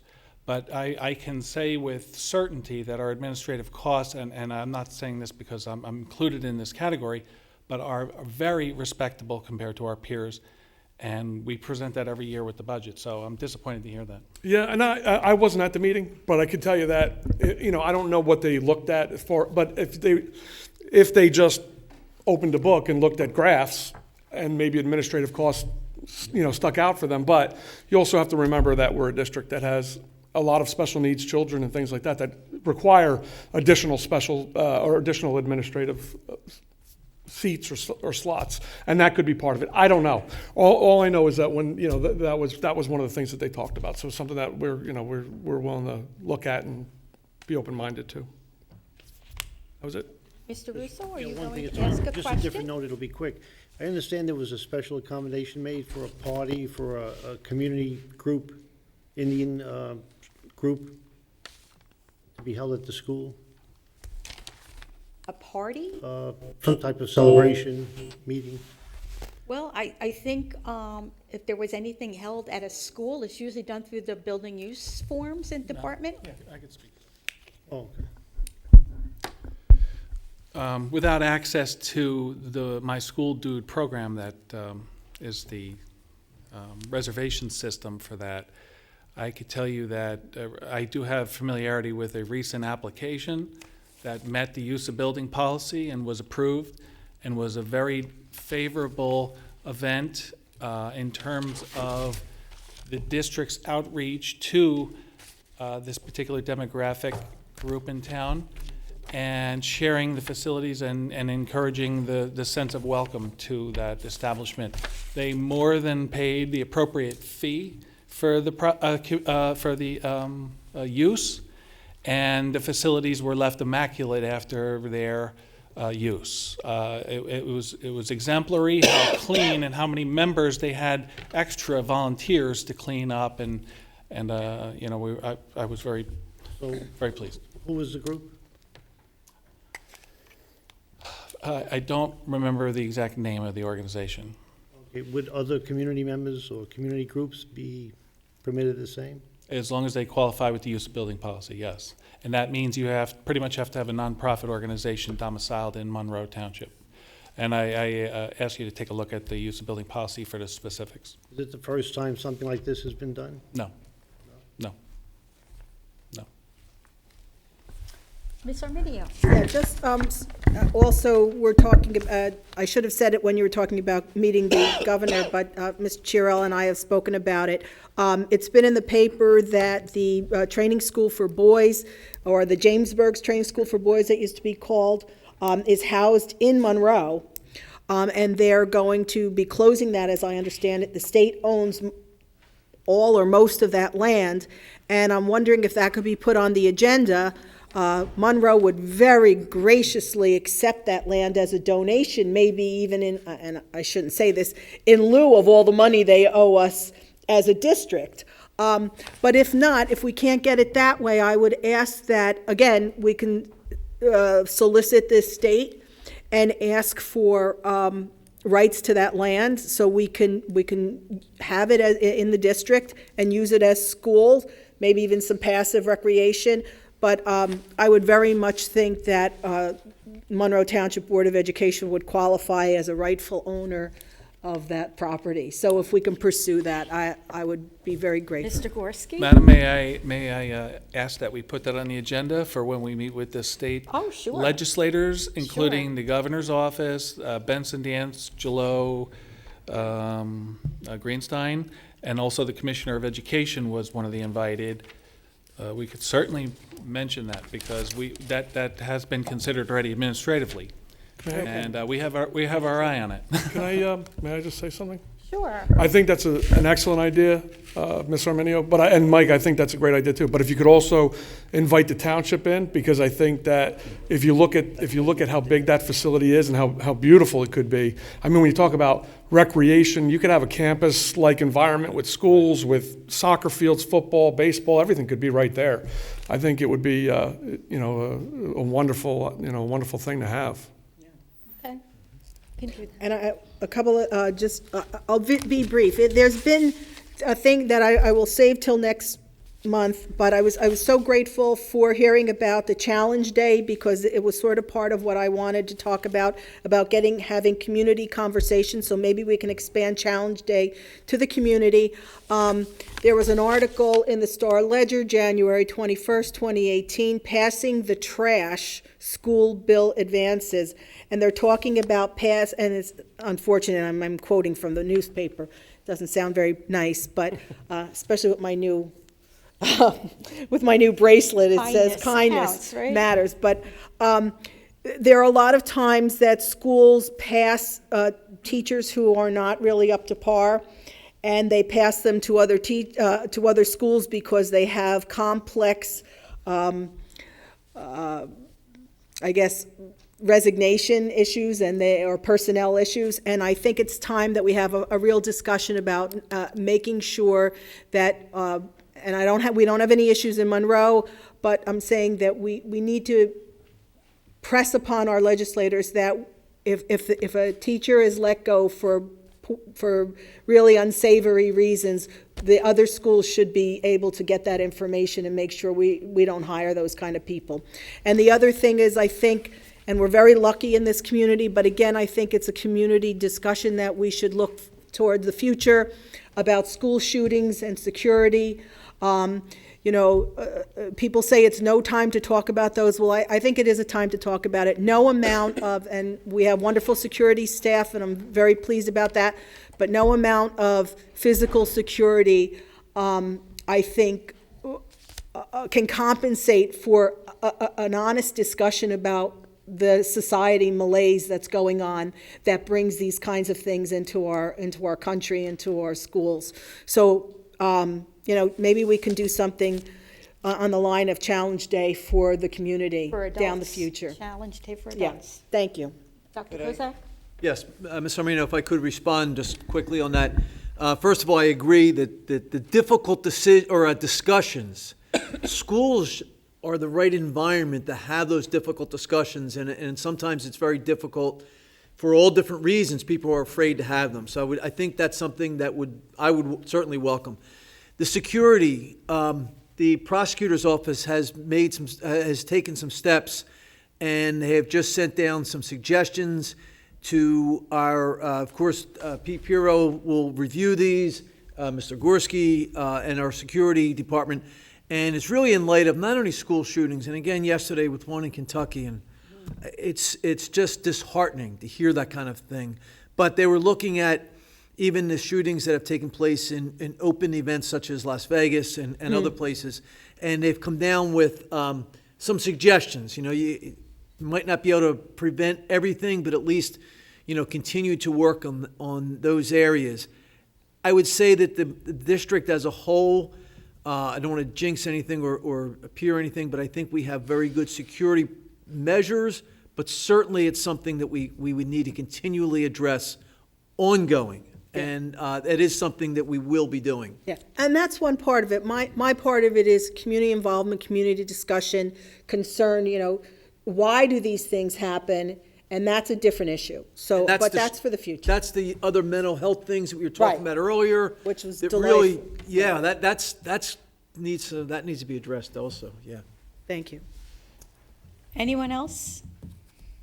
Then, Ms. Carino, I just wanted to make sure that you check your attendance with Mike, because I had my hand up as when Frank said he was abstaining for the December minutes, but I don't know if you got me as. Yeah, we just wanted to clarify, because I know I didn't call your name out. That is correct. It was not noted in the minutes.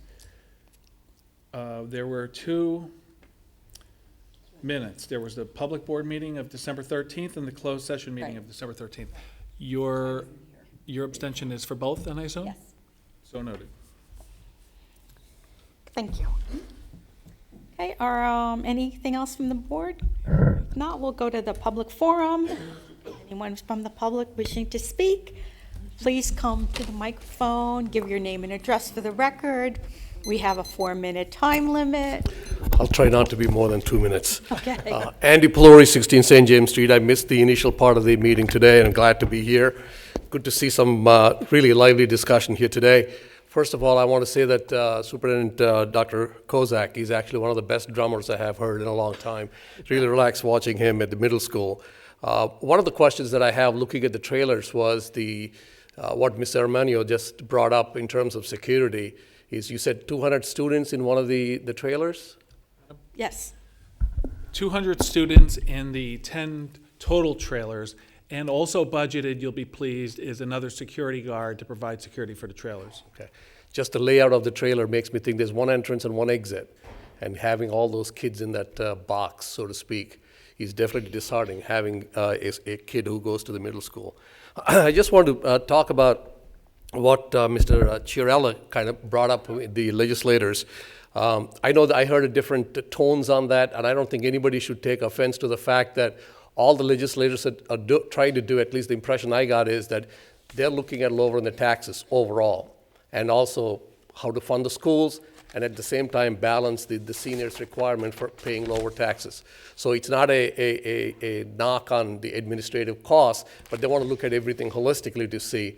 I think what's going to be really helpful, not just with the legislators, but also with the citizens, is for the Board of Education and the administration to sit down and explain the budget a little bit more clearer. Okay, I, for one, want the middle school to come through. I was just explaining to Dr. Kozak a few minutes ago.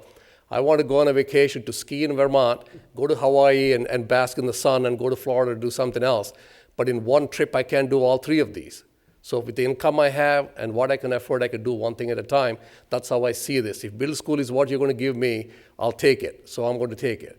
But I think there is a distrust, so to speak, that some folks are going around and kind of advocating that this is just a stopgap thing and the budget is really not clear.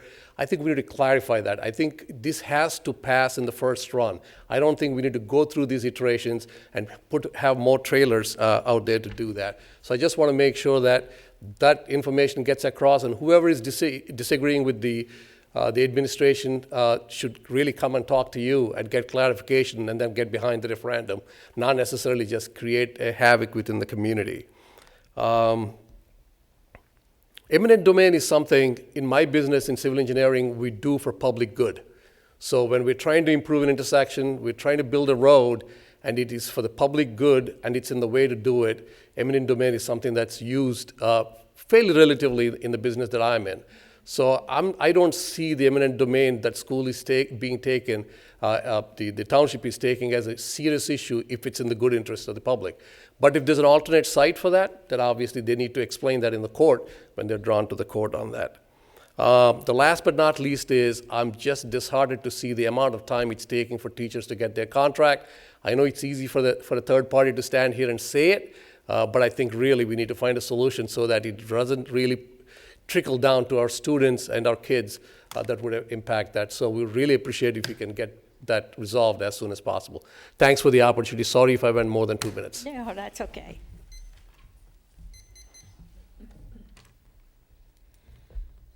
Prakash Parab, 33 Dana Drive. Thank you very much for the meeting today. Please make it clear on the web that once the referendum passes for middle school, please do that. We want that. That we will look within 9 months, there'll be a second referendum, high school, elementary, but high school, say high school, it will be great. Please do that. And another one thing is, I know Dr. Alwich Wilkie is there. We have to go through parents. I requested parents for last 3 months, went to special, it doesn't happen. Make it that Wilkie, other things are available for the parents, only reading, okay? They can tap, see the homework. Automatically, they can log in or register. Please do that so the parents can look into it, okay? In order to take permission of the teachers and all that. I did it, never went through. So please do that. Okay, another one thing, we had very good meeting with legislatures. As you are talking about impact fees, Greenstein, she would like to write a bill, on the impact fees. She wants to give us her ideas. I told her that it was fought in the court and all. She wants to do that. So impact fee is very much on her mind, okay? We had, only thing what they said was, compare the cost. The cost per student in Monroe is higher than Hamilton. So what for me? The quality of education we are giving in Monroe is better than that school, okay? So what we can do is, even Robbins School cost is high, but they are ranked 56. We are ranked 140. So we want to go towards Robbinsville. Even the cost per student is high, but we are giving a good quality of education, good teachers, whatever it is, good clubs. Let us do it. If anyone is arguing, I'm ready to debate. Okay? So thank you very much. And it's late tonight. Let us have constructive meeting. And Dr. Kozak, all the best. Please, we want you. Thank you. Okay. Anyone else from the public? Okay, seeing no one, I will close the public forum. Closed session resolution. Be it resolved that the Board of Education of the Township of Monroe hereby moves to go into closed session in accordance to the Sunshine Law, Chapter 231 of the Public Laws of 1975 NJSA 10:4-6 through 10:4-21 to discuss the following subjects: harassment, intimidation, and bullying, personnel issue, and I'm adding negotiations update. That will take only a couple minutes. Following closed session, action may be taken. The discussion conducted in closed session can be disclosed to the public at such time as the need for confidentiality no longer exists. Second. Mr. Ryback, Mr. Chiarella, all in favor? I just want to say that again, I'm going to say this every meeting, unfortunately. There's just not enough detail on the resolution to go into closed session, but that's, Yeah, but it's okay, I'll just Okay. keep repeating it because you're going to keep not putting enough information on the Well, we resolution. go through our, attorney goes over this. Yeah, I disagree with our attorney, and so I think the courts do too, but it's okay. Did we get all in favor? Aye. Opposed? Then we will go into closed session. I abstain. You're abstaining. Okay.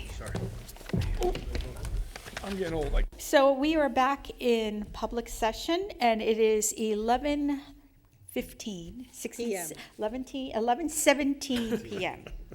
And Dr. Kozak will read a resolution. It is recommended that the Board of Education approve the previously submitted separation agreement and general release between the Monroe Township Board of Education and employee number 3688. And 2, accept the resignation of employee number 3688 effective at the close of business today, January 24th, 2018. The board president and the business administrator/board secretary are hereby authorized and directed to take all necessary steps to implement the aforesaid separation agreement and general release. So moved. Mr. Ryback, second by Mr. Mayo. Any comments or questions? Roll call. Mrs. Arminio. Yes. Mrs. Braverman. Mr. Chiarella. Yes. Mrs. DeMayo. Yes. Mrs. Lang. Yes. Mrs. Carino. Yes. Mr. Ryback. Yes. Mr. Russo. I should recuse, I wasn't here the last time. So noted. Mr. Rutsky. Yes. Mrs. Colapanowicz. Yes. Madam Board President, motion passes. Okay, so the next scheduled Board of Education meeting will be February 21st, 2018, 7 o'clock p.m. at the Monroe Township High School. Motion to adjourn. Move. Second. Mrs. Lang, Ms. Arminio, all in favor? Aye. Opposed? And the meeting is adjourned. Hey.